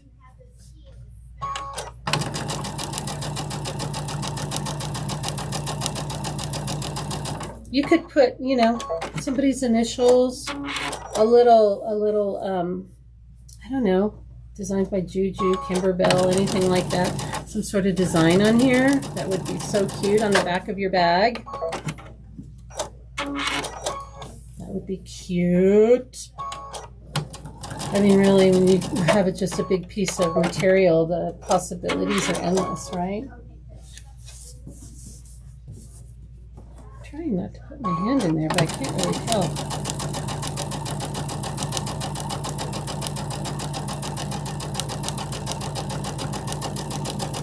But you can see I'm not being, you know, overly cautious about it. I'm just putting that green line on there and pushing the pedal. Watching the green line up here, that it's in the vicinity of the line I want it to be on.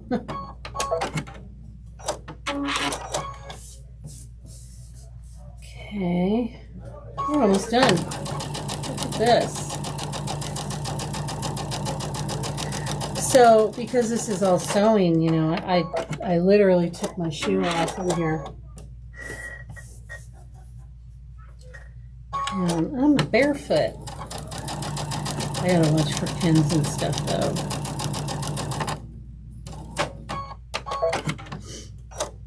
You could use variegated thread and do what I'm doing. It would be even more pretty. You could use some of that sparkle stuff. Oh my gosh.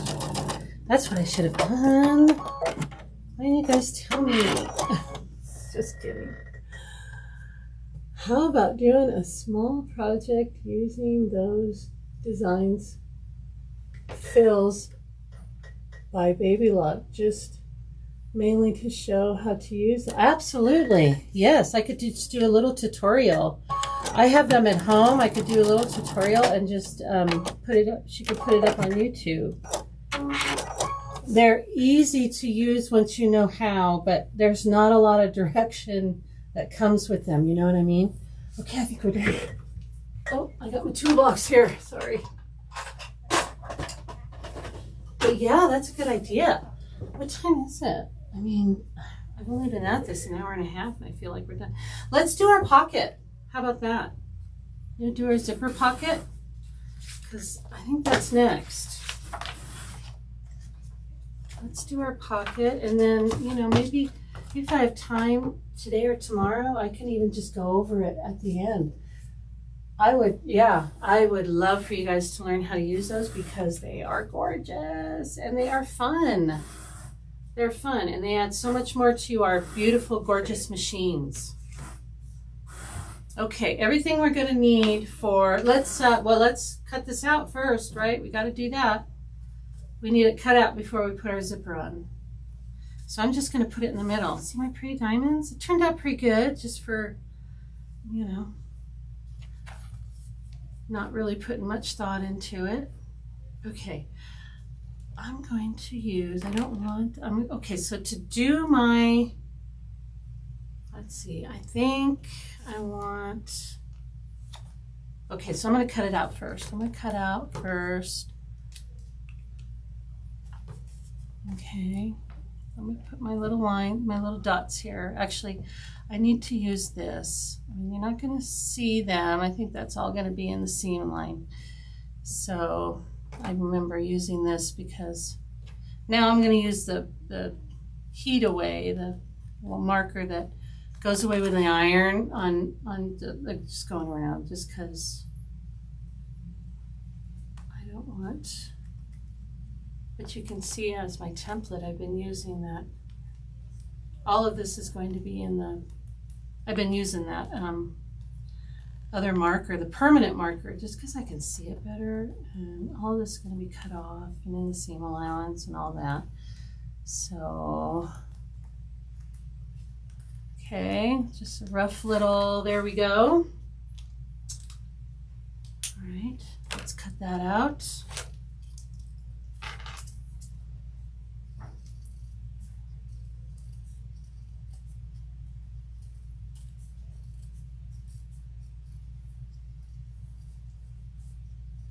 I don't know if I'm in the camera or not, I'm sorry.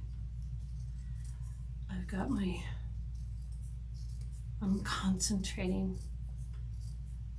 Got my mouth in the right position here for cutting, you know. There we go.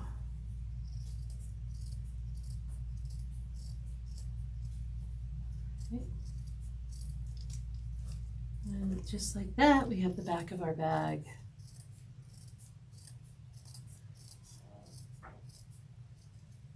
And yeah, the possibilities are endless. With that much room, you could do so much.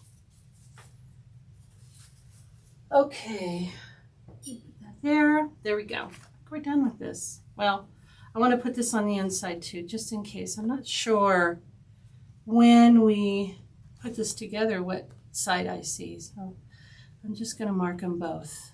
Okay, there we go. Mark these are really important for tomorrow. So I put them on both sides because we're also going to, well, probably on this side, but we're going to make when we put it together, we're going to follow these dots and do a quarter. We're going to essentially make this dashed line, but we're going to do it with a ruler. We'll do that tomorrow. I know I keep jumping ahead. All right, I think we're ready for our zipper bag, or zipper pocket. Here's your piece of pocket and our zipper. Let's get the directions, and I'm on page 3. I'm on page 3, right? I don't think there's anything before that. No, page 3. So the first thing we're going to do is put Well, there is more. Let's see. Where's my, is that the page that fell out? Yes. Okay. Making the invisible zipper pocket. That's on page 2. Number 6, mark the zipper opening on the wrong side of the pocket lining using the template. We're not going to use a template. But I have my template because I marked all of my measurements on there. Okay, that's a 1 inch. All right. Okay, so that's okay. That's what we want. On the wrong side of our pocket, right? Wrong side of our pocket lining. So I have it short. I have the short end on the top. Now, using the template, I mean, I just didn't see how I could mark it. So I just made measurements. So that's what I'm going to do. And I'm going to use my heat away and my, I need a ruler, but gosh, all I have is that really big one. I need a little one, but I'm going to go for it. Here we go. Here we go. All right. Okay. So I want to go, it says here, I'm a quarter, 1 1/4 inch from the top of our wrong side of our pocket. And we want 4 3/4 inch. You know, I don't know that that really matters. So let's just do 4 at this point. What are we? We are at 6 1/2. I don't really need it to be centered, but let's find the center. 1 2 3 1/4. Here's the center. Okay. So if I'm going to do 4 1/2, then I'm going to go from here. I'm going to do, what's half of 4 1/2 is 2 1/4. So there's 1 2 1/4. We'll go here. And that's actually an inch, right? 1 2 3 4. Yeah, we're going to go an inch in on both sides. Okay. Am I confusing you? Am I confusing you? So I went and found the middle, and I went in an inch on both sides, and I'm going to draw a line. And I'm an inch and a quarter down from the top, and I'm going to draw a line between those dots. Okay. This was just easier than me than using I'm not even really sure how to use that template, to tell you the truth. I don't know how you would use that. Do you cut this out? What do you do? I mean, there's no direction in here. It just says use a template. Okay, so I have my line. Here's my line that's 1 1/4 inch down and an inch in from each side, and here's the center. Okay, that's what I did.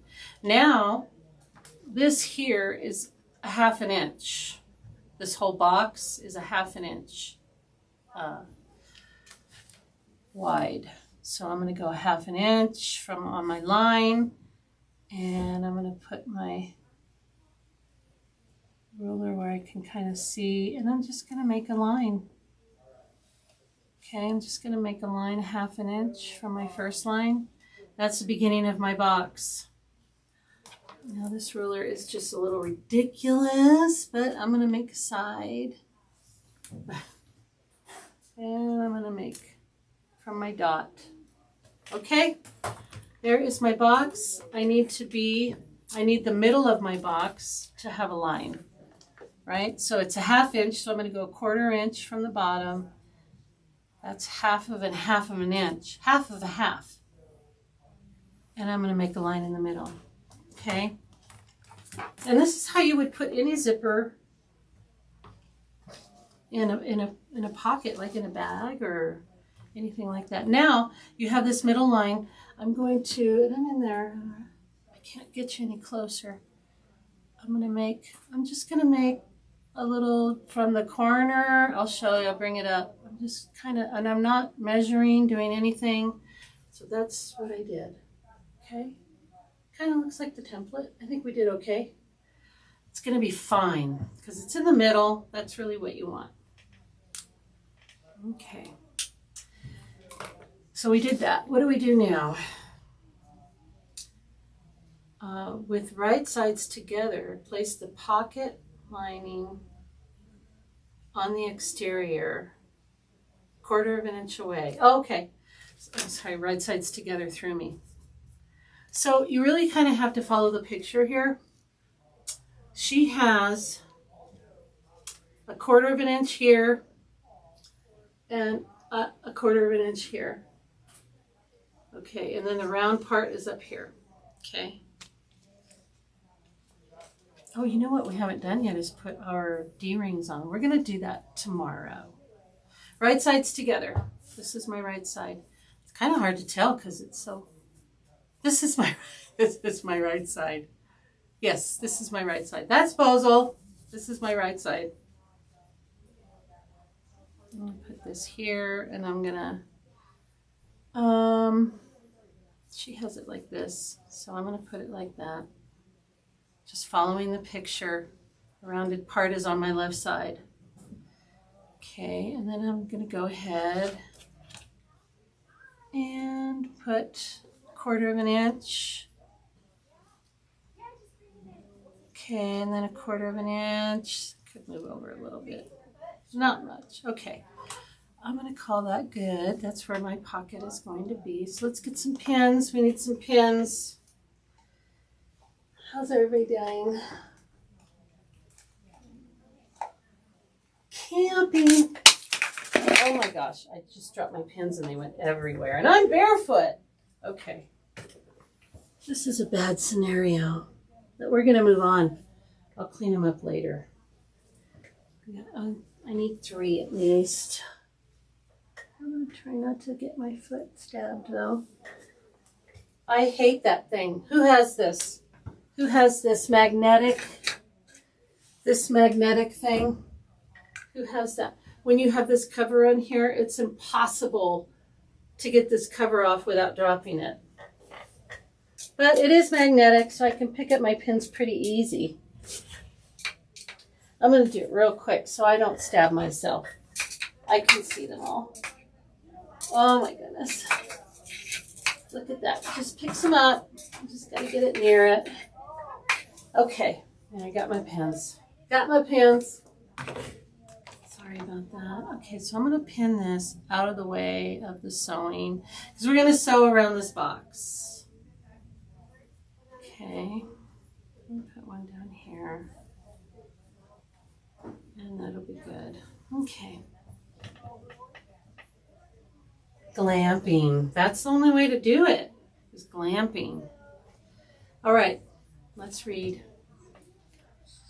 Stitch around the outer marked rectangle. All right, so we're going to stitch around the outer. Let's go back to the machine. I don't need the laser on anymore. Oh, how do you turn it off? Here? Yeah, I think I turned it off. Okay. All right. So we're just going to stitch around this box. I'm going to start in the middle here. I'm going to follow my middle little notch in my foot. And we're off. I'm going to back stitch. Oh, back stitch.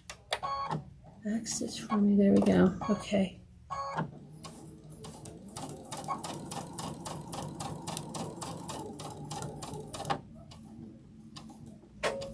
Okay, here we go.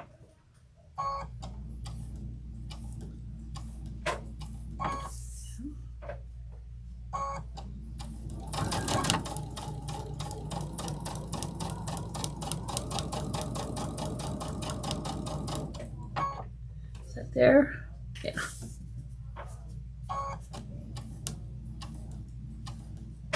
Okay. All right.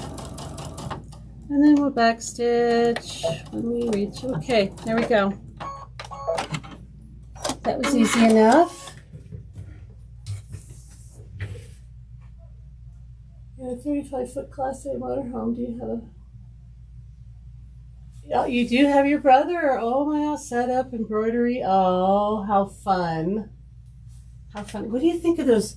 So, Designs by Juju. I really like her stuff. And she has these little sewing machines for like every season and every holiday. Have you guys seen those?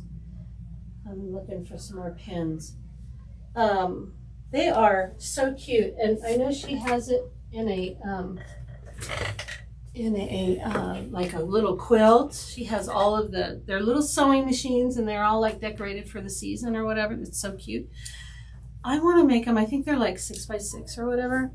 I want to make them so I can hang them. You know those little hangers or those little stands that you can put like a little mini quilt on. I want to do those. Those are so cute. Have you guys seen them? Okay, what's next? Cut along the center line, just to the tip of the marked triangle.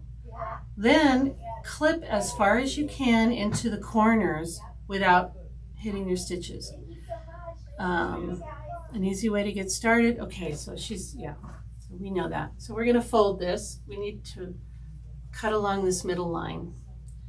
And I'm going to, my little scissors, will this go through this?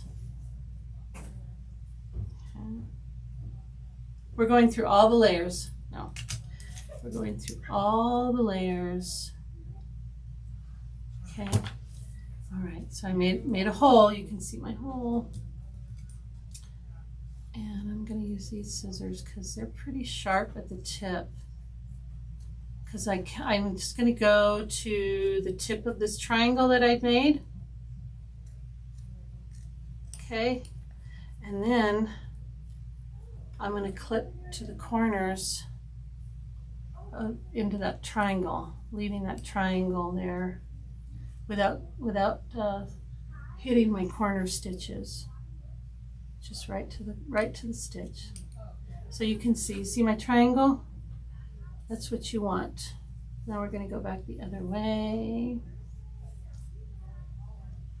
Okay, get right up to there. I love these scissors for really getting in, and they're really sharp at the point. Even with all of these layers, it's doing a great job. Okay, there we go. And this one. Okay, I think we went through all the layers. We've got our little triangle thing here. So get your iron hot. Warm up the iron. Let's get rid of this. This is in my way. Here we go. All right. Well, I know what's going to be next, but let's read it. Okay, then unfold and continue cutting along the line. Okay, now we're on page 3. Pull the pocket fabric through the opening to the wrong side of the lining. Press well. Okay, so we're going to shove all this through here. And we need to make it neat and pretty on the right side. And so that's where our iron comes in. This part right here is a little tricky on these corners, and you do have some bulk here that you need to flip up, so that's makes it a little extra difficult, because on this side all you want to see, even though and it is white, so if I leave a little, it's okay, but when you have contrasting colors it gets a little. So that's what you want, right? Is this along here? You want to just barely see it. You could just barely see it. And you need to iron that down, right? So let's do that. Hopefully it's hot. This iron is really hot, so I think. Okay, let's pull this one down now. Golly. So that one one's good. Let's get this one. That's kind of like what we're looking for here. Pull these sides. That looks pretty good, right? All right, so let's do this. Let's iron on this side first. Tell this material I what can't we see what want. you're doing. The camera's still on. Oh no! Sorry. What? Oh my God. I'm so sorry. Okay, so this is what I did. I pushed it through, and you do have bulk here, right? So you're having to kind of roll that bulk up and get it to where, and you're pushing it around, push it around, you're bullying it into staying. So I kind of held this up, pulled this part down so I couldn't see it. I pulled my sides like this.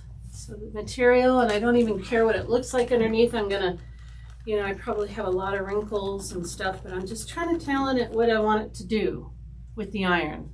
So I have a little bit here that's being unruly. Okay, now I'm gonna flip it over. I'm gonna get that unruly corner. And I'm so sorry. I'm so sorry that you guys missed that, but I think I just went over it again. Phew, that's hot. So this is what you kind of want to see. You just want, I mean, you're going to see the lining up in here, but so it's pretty when you have a contrasting color. So this is what you want. And this is what it looks like on the back. You do have puckering here. There's nothing you can do about that. So when you're sewing this, you know, you got to kind of watch, and we'll go over that when I get to that point, okay? But yeah, we just kind of pull it down, pull it up here, and iron the you-know-what out of it. And it stays pretty good, okay? Now we have our zipper. Let's see, it says installing the zipper. With the right side up, place the exterior panel on your table. That's this, I'm assuming. Position the zipper under the opening. Glue baste or pin the zipper. Okay, so this is where my tape comes in. My basting tape. I love this stuff. I had a little roll, a tiny, tiny roll that I had some left on. Okay. Well, I'm going to open this one. This is by Annie's. By Annie, double-sided basting tape. And Jeannie does sell it here. And it's really sticky. There we go. I have another one in here too. This one comes with 2 rolls, which is really nice. Lasts you forever. So this is 1/8 of an inch, so it's tiny. Okay. So I'm just going to put some on the very edge of this zipper on both sides in the middle, because I want to kind of baste it down while I sew it. Okay, so I know it's white on white. Let's see if I can't, this here. And I'm just going to go like, this is what, 4 inches or whatever. I'm just going to put some in the middle, right on the edge, on both edges.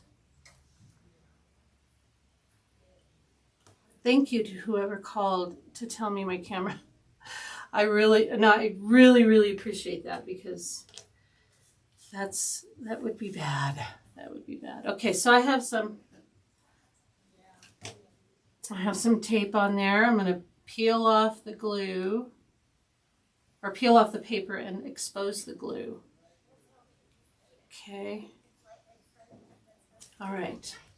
I'm going to put my zipper in the middle of that tape. All right, because that is what I'm going to put on top here. And I'm going to probably get my head in there, but I want to see how, I want to make it even, you know, even Steven. on both sides. I want to show the zipper tape evenly on both sides. Okay, there's my zippers in the middle. Now we're going to sew around here. We're going to sew around there. Okay, how are we doing? Oh, it is wonderful. Yes, it works on so many things, but really zippers is the main. Now let me go to the machine and move the camera. Yay. You know what? Maybe I'll move it. Okay.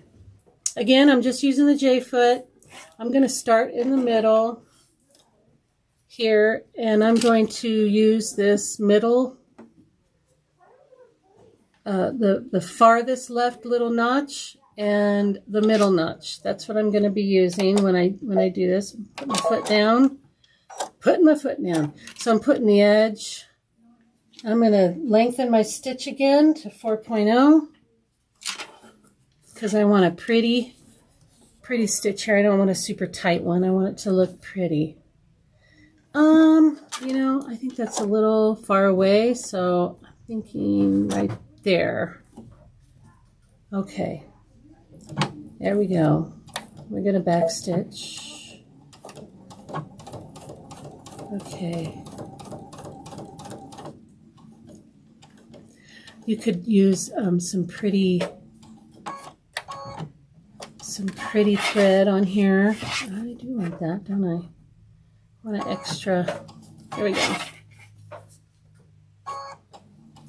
We're going over the zipper. Just go slowly. It's not a big deal. Your machines can handle it.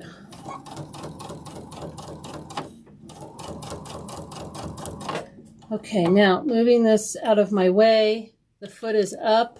I'm going to turn it to the side, and I'm going to kind of scooch it under if I can. Come on, zipper. Scooch it under there like that. And get it out of my way. There. Now a little bit more. Okay. All right. Hold the teeth together a little bit underneath here. Although it doesn't really matter. There we go. Okay. I'm gonna go one more. Okay.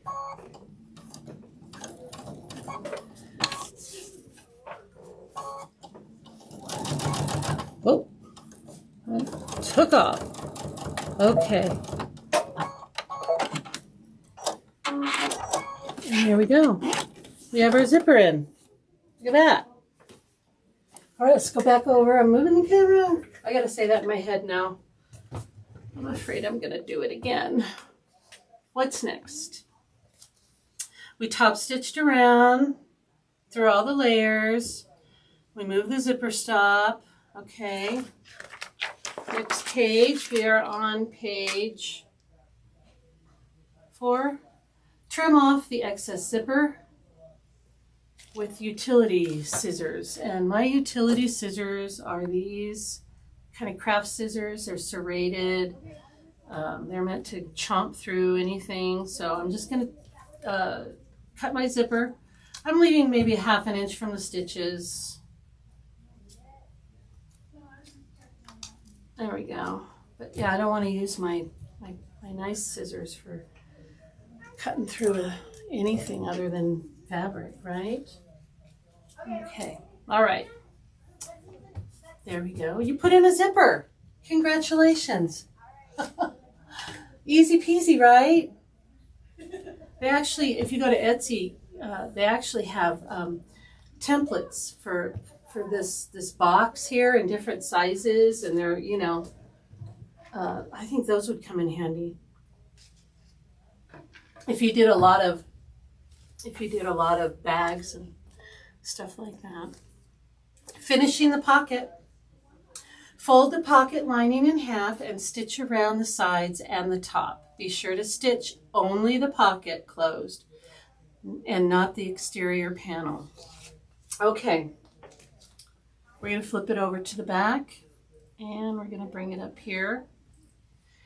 I like to pin just because you have all these puckers here and you want to catch all that. So I'm going to pin here, and I'm going to try not to drop my pins again. Okay. And I'm going to pin on the side here, because I want to make sure that I get all those puckers in there. I'm going to take a generous seam here. I'm going to go like a 1/2 inch, because see how these are kind of tucked? You got this, I don't know if you can see that, but it's like it goes along and then it goes in and then it goes along again. Can you see? Can you see how that's doing? I know it's white on white. I shouldn't have. But I want to catch this. So I'm going to take from here, from here, I'm going to take a nice generous seam allowance so that I catch that. I'm going to take a good 1/2 inch. Just makes your pocket a little smaller, but I mean, it's just a little baby pocket anyway. It's like for ear pods or something, right? So I'm going to do that. I'm going to just to hold it where I want it to be. The top is easy peasy. It comes together nice. Okay, so let's put one in my little, I know I'm pinning a lot, but it's just because I want to know where my stuff is here. I want to know because I want to catch it. And you really can't see where it's at. So I'm just going to try and meet it up a little bit and catch it. I'm going to catch it. So let's go over to the machine and let's sew that up. We don't have to sew the bottom. Here we go. Oh, never mind. It looks good. What happened? Would you be adding a little zipper tab? I do have a, yeah, the left side. Adjusting the opening on the left.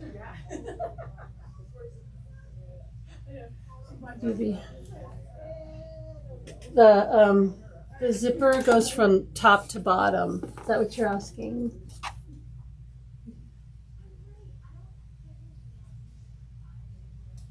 Yeah, on one of them I have on the zipper tab I have a little charm.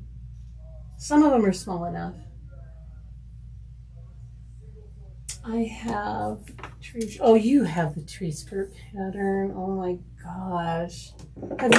Have you done it? Have you started it? I have it too. I have it too. It's, yeah, we should make that together this year. What do you think? Let's do her tree skirt. I would love that.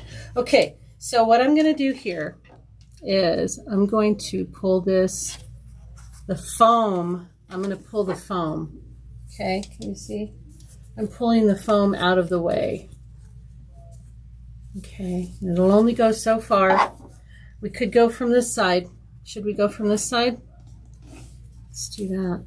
I'll take this pin out and we're going to put, I'm going to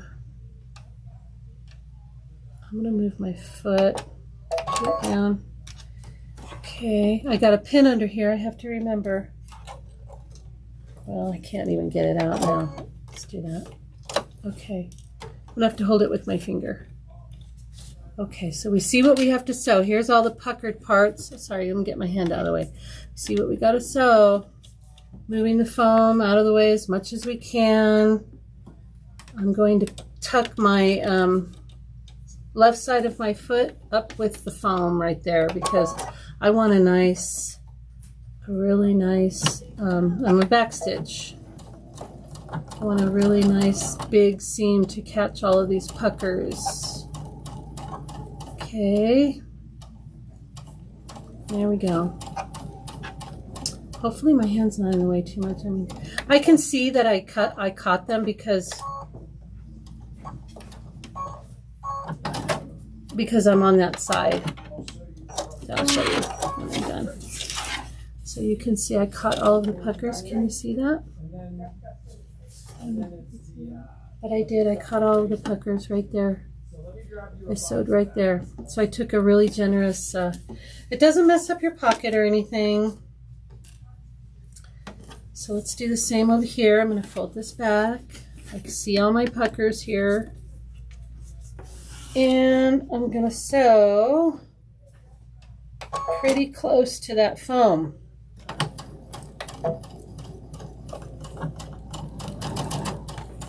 I can see my puckers, so I'm going to make sure that I get them. Okay.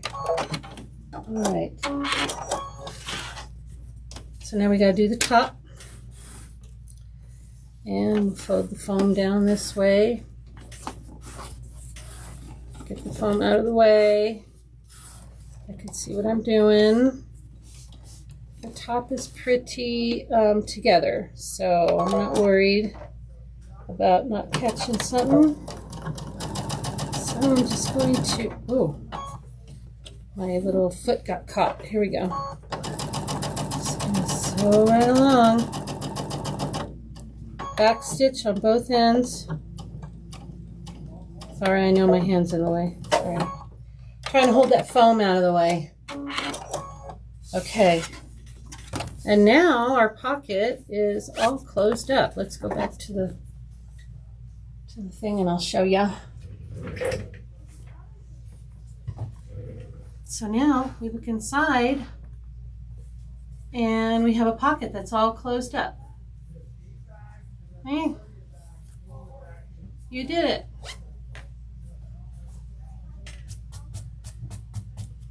Okay. Any questions about that?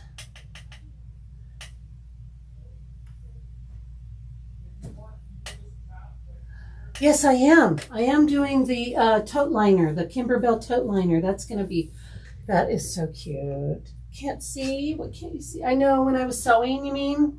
Here you can kind of see. I know it's white on white. This was a poor choice. But I made sure that I caught my puckers here and I caught my puckers here. And I had to take a good 1/2 inch seam allowance. I could take a little less up here on the top because it was all nice and lined up. But that's my pocket. You can see. I'll put my hand in it. See my pocket? I think it turned out perfect. Look at there, you put your ear pods, anything you want in there. There we go.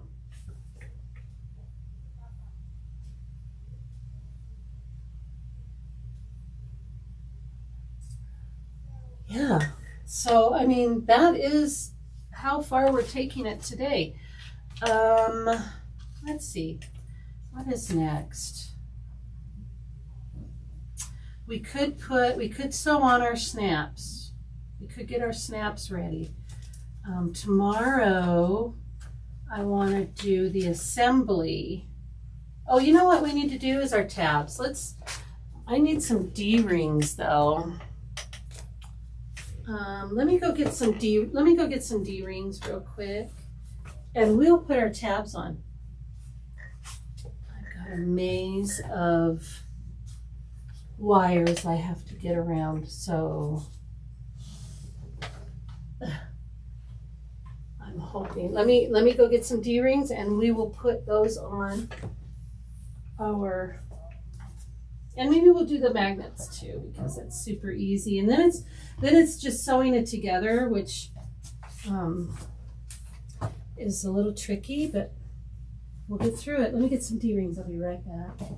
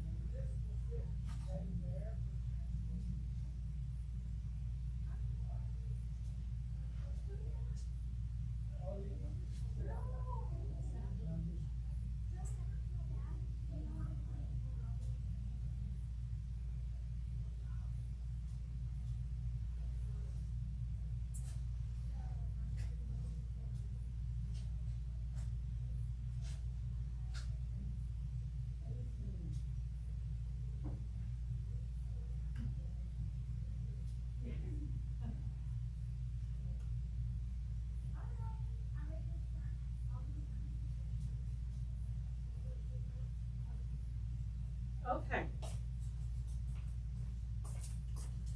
I'm back. Let me get through the jungle of wires here without knocking anything over. Yeah. This one needs to go over my head, I think. Here we go. Okay, they're bringing me some D-rings. D-rings? She's running. Remember these? We need these now. Sorry, I grabbed an M&M. Or 2 or 3. Okay. We're going to put these on. And let's look on, we need both our front and our back. Let's look at the picture. Here. Got him. Thank you. Okay. Sorry. That's okay. Everything. Here we go. Okay. Do you need the snap? Snaps. Yeah. The magnetics? Yeah. Well, I brought my own. Oh, that is so pretty. Is that Isn't it pretty? Daybreak on the Prairie? Is it? Or I love it. Yeah, is it the purples one? and yeah. Oh my gosh. So Daybreak on the Prairie. I had it completely wrong. I thought it was sketchbook. That one's the... Oh, yeah. Yeah, like a gunmetal. I like that. I didn't even think of that. Pretty. Okay. I like it. All right, what else can I get you? That's it. All right, I'm going to leave this for in case you Okay, need something thank else. you. So we're going to put our D-ring on here. We're just going to put it on here and fold it in half. Okay. And there's a picture in your book, and it's on page 2. And it shows you where to place your tabs. So let's put our D-rings on. So I want to go this way. There is a front and a back. Okay. So there's our D-rings. All right, we'll set those here. Let's make sure I'm in the shot here. This way. Okay. I'm in the shot. I don't need the pens. Okay. So we have our 2 D-rings, and I have my picture. So my picture shows, and I don't know, 1/2 inch. I don't know what this really means here, and mine end up being like in a different place a little bit on each bag. Because I don't know really what to measure. Am I measuring from this dot, maybe? 1/2 inch? We could do that. Because, let's do that. Let's make that a rule that from these dots that we made from our template, we go 1/2 inch above that because we don't, this is where we start and stop stitching. And we don't want those in our way. Okay? So she has them like this. The D-ring is going to go on the inside, right side. We're on the right side of everything. Okay. And let's see, fold the tab in half.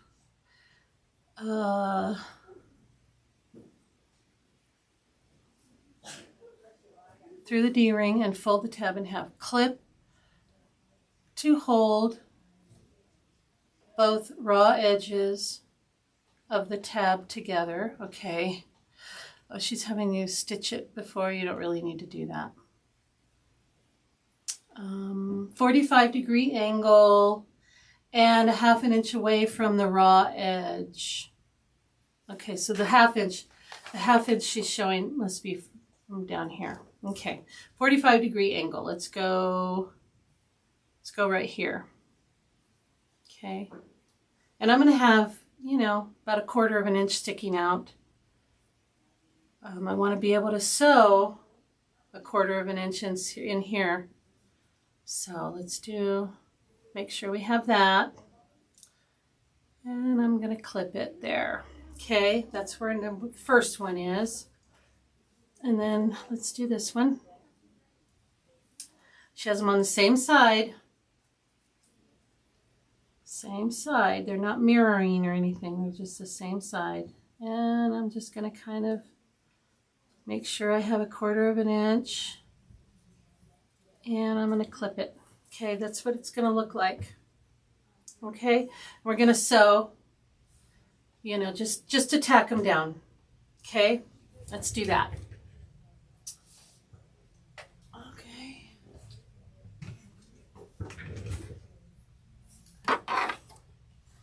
Yes, I will be doing the tote bag. I'm really excited about it. I haven't made one yet, but I just got everything out and everything cut, and I'm good to go. And I'm just excited to make one. Okay, so I'm just gonna tack this down. So I'm just gonna make sure my D-ring is out of the way, and I'm gonna put my foot down. Okay, and I'm just gonna sew just to hold it down, just right at the edge. And I'm gonna back stitch. You know, these are gonna get a lot of wear and tear. So, and they're gonna get sewn again.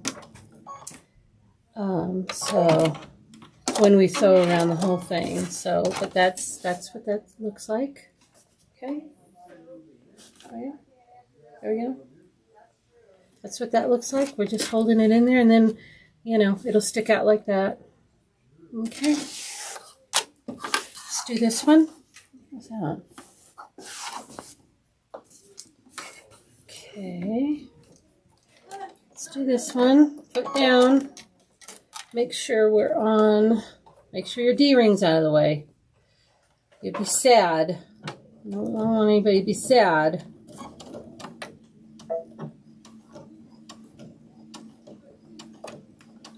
Okay, and I'll just go over it like 2-3 times. And there's that. That's what that looks like. And that's what it's going to look like when we turn it out. It's going to be about that long. So you can kind of look and say, you know, oh, look, yeah. Looks like they're going to be about the same length. Wow, I think I did pretty good. Okay, let's go back. Okay, that's our D-rings are ready. Okay. Should we put the snaps in? Super easy to put the snaps in. And that's when I'm going to start using my zipper foot here. This little zipper foot. Might as well get everything ready to go for tomorrow, right? I'm going to open up my invisible. These are by Annie. These are by Annie.com. Yeah, you know, like by Annie bags. She has these invisible snaps, which I love. They're so easy to put in. A set comes with 4, or, you know, 2 sets. Okay. Oh, and they're strong. They are strong. So that's what these look like. Okay. Now, there are instructions on how to do the invisible snaps. Here we go. Installing invisible magnetic snaps. This is on page 5. And we're going to place the flat side of the magnetic snap facing down on the wrong side of the lining, 1 inch away from the top. Okay, so this is when my handy dandy stuff comes in here, my flat side down. And I'm going to put some basting tape on here. Okay, just on, maybe on top and bottom, you know, on 2 sides. Do I not have any? Oh, my glue got separated from my tape. Okay, let me cut that off. Okay. All right, now I'm going to put some on top and on bottom. Let me just rip it. And I'm putting it on the flat side, because we're going to do flat side down on the wrong side of the lining. Okay, so I want these to stay still while I sew them. Okay, so I'm just putting a couple of strips on here. This tape is really unruly. It's just being naughty. What are you doing? Here we go. Okay, so this is what I have. I have tape on a top, you know, on 2 sides. 2 sides. Okay, I'm gonna take the tape off. 1 inch down, let's find 1 inch down from the top. Oh, you know what we didn't do? We didn't cut out our I'm like, where's the curve? I gotta cut out my linings. They have to be this shape too. Okay, before we can do that, let's do that. Am I confusing everybody? I'm sorry. Let's cut out our linings. I'm on the wrong side, so it doesn't really matter. Let's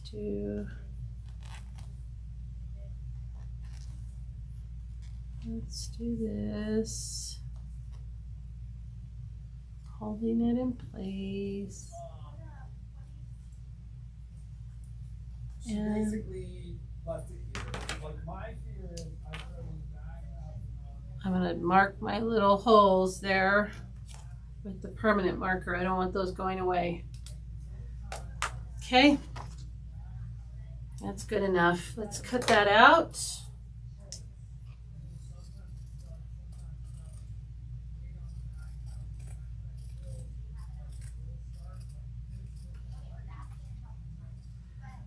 Yeah, you know, if you were gonna make a lot of these, I was just thinking how, I can't remember who said it, but she said she put a big piece of material in her long arm and quilted it for this. You could do that. You could do, on just your sewing machine, you could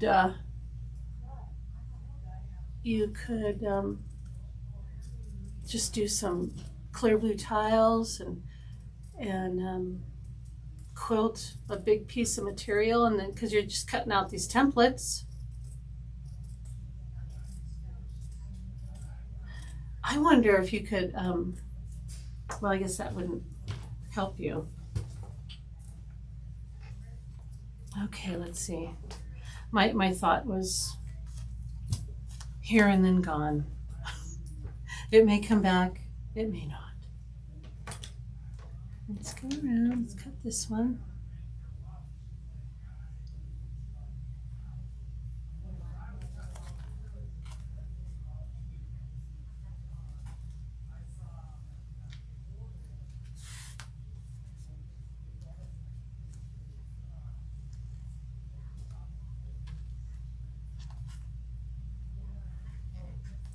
This bag is very white. Not sure that's the greatest choice. There we go. Because I think I already got a smudge on it. But the good news is they're washable, right? Just throw it in the washer. All right, if I'm not in the frame. So now we're getting our linings ready to be put together. Tomorrow's assembly of this is at 1 o'clock. I hope you guys can join me for that.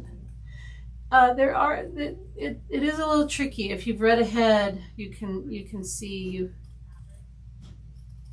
you've got and the zipper foot is just the best way to do it. So get your zipper foot ready for tomorrow.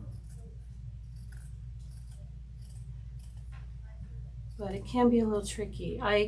So I'll show you as soon as I'm done here. I'll show you on the bag what can happen when you're putting it together. Is this part right here is where these dots that I've been telling you are so important. This is where these dots come into play, and you really have to hit them just right. So you don't have a hole here. You'll have a hole here if you don't, between the lining and the top. So that is where these dots come in. She also did like a little stitch here, which I thought would be fun. But I mean, the lining does stay in just fine, but you could put a little stitch along here. She did it by hand and it looked really cute, like a sashiko or whatever you call that. All right, let's do my holes here. Okay. Yeah, save your lunch. I don't know if I'm going to need the holes on the front or the back, so I'm going to put them on the front too. Just because. Okay, nothing major. I'm going to put this one on here. Because, you know, when you're putting it together, I don't know. They won't show. They'll be in the seam allowance. So we have these marked. Okay, this is our lining. And, oops. Now, let's go an inch down. Where's my little ruler? Right here. Okay, so I'm going to do an inch down from the curve. Right? From the top of the curve. Do an inch down. And do a center. Let's see. That looks about centered. The 3 does. Right? Okay, let's make a little mark. We should be on the wrong side. We should be on the wrong side. Yes. Here we go. On the top. Just kind of eyeball the middle. I'm gonna make a little mark right there. That's where I want my magnetic snap. Same here on the top. I like that. I'm getting my head in there, sorry. Okay, right there. That's where I want it. Okay, so that's where I'm going to put my snaps. So I'm going to take the glue. Oh, I'm going to take the glue off, or the paper off. The glue on here. And I'm going to put the middle of this flat part. Is it flat part down? Yes. I'm going to put the flat part down. That's very important. I'm going to put the dot right in the middle of that as best I can. Okay. I'm just going to kind of look and put my... Oh, yes, I will. I don't like that. Put it like right here. You can measure about half. Yeah, that's good. I like that. Flat part down. Let's not forget. I did it wrong once, had to take the whole thing apart. I saved it, but it was quite the chore. I had to take it all apart and redo it. Okay. And then they're going to come right sides together. They're going to go like that. Okay. That's what we want. And now we're going to sew around this, and then that's going to be it for today. So let's go back over here. I have my zipper foot ready. Oh boy, this camera, sorry. This camera just doesn't want to, the base is too weak to hold this arm. I'm just going to go down like this. Okay. All right, that camera's going to need adjusting before we come back. Yes. Okay. Putting this thin zipper foot on. Now, your needle's in the middle, needs to be moved over. So don't forget that. We're moving it to the left. And I go down to 1.0. And then I'm going to do the roll thing just to make sure I'm not hitting that, because it'd be so easy to do. Now your magnet is going to want to stick to this, but you just, this is where that that glue comes in, that basting tape, okay? Because I'm going to be able to move it around regardless. It's gonna want to stick, but you're going to be able to move it. So make sure you don't hit your magnet, and you're just sewing on plastic. Let's see how the feed dogs in these machines are so powerful that it's going to override that magnet. And the glue helps. Okay, we're just going to go around in a square. And it's kind of important here. I do have a white bobbin in, but if I had color lining, I would want that color in my bobbin because you're going to see it. You're going to see it on the inside of the bag. You're going to see the square stitching. Okay, see how you can't hardly see mine? Because I used white. So if you have like a, color lining, you're going to want to match your bobbin so that you don't see that stitching. Okay. All right. So there's that one. Let's do the other one. Oh gosh. I threw it over here when the camera fell and across the room. Okay. So here we go. See how easy it is? It's not, none of this is very difficult. It's just I like when I can learn a new technique or learn to use a different kind of tool or notion or, like these magnets. I was like, oh my gosh, how the heck am I going to do that?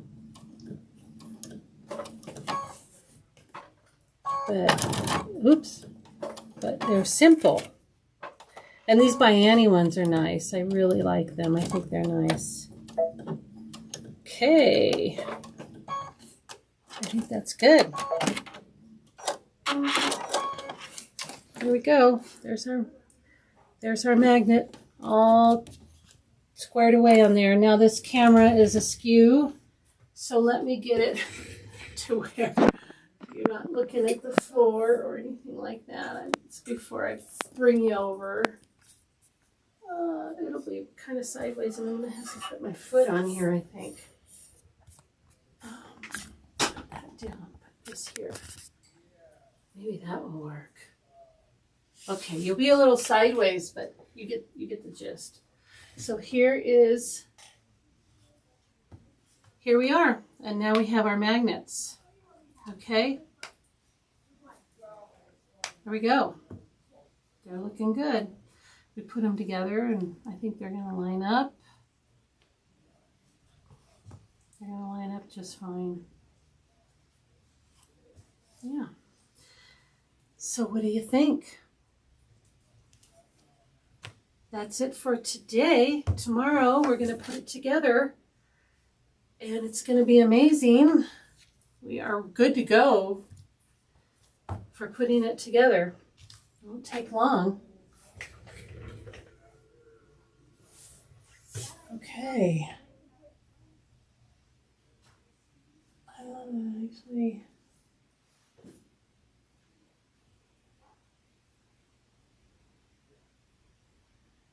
tape a nickel to a card and send it to them. Just got a bill for my student loan. Oh my gosh. 5 cents. Well, you better pay it because they're probably charging you, 1,000% a minute in interest. Okay. I know, they do that to you. That's fine. They do that to you. Whenever you pay off anything, there's always some little balance you don't know about, and that's crazy. I always tell a story about a long time ago. I read something where this guy, you remember where they take your picture when you're running a red light? They take a picture of you in the car and of your license plate and all of that. And then they send you those pictures with the bill for, the ticket or whatever. And some guy got his pictures in the mail. So he took a picture of the money and he sent it to the address. And then I guess he got a little comedian person who was processing that, and they took pictures of handcuffs and sent it back to him. I thought that was so funny. Well, you're very welcome. I missed you guys. It's been so long. I feel like I was a little out of sorts, but I think I got my footing now. And tomorrow's going to be fun. We're going to put this together, and then maybe we will look at the motifs and fills from Baby Lock on the USB. We'll just kind of go through on how to, set those up and get those going and use them. I mean, if you have them, oh my gosh, use them. If you don't, you'll see how easy that they are to use. And, there are so many different ones out there now that there's going to be one that you love. So maybe tomorrow you can please show the part missed, not filmed for the zipper prep. Oh, yeah. Yes, where I had the camera wrong.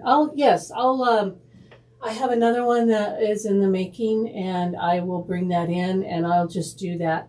I'll go over that again tomorrow for sure. I will do that. Okay. All right, you guys. You have a wonderful evening, rest of your day. What time is it? 1:14. Have a wonderful rest of your day. And I will see you tomorrow. It's not until 1 p.m. So I will see you then. And you guys, let me see. Oh gosh, what do I do here? Do I do that? Oh, I do that. Look at you. You're very welcome. I really appreciate you guys being here with me. And I hope to see you tomorrow.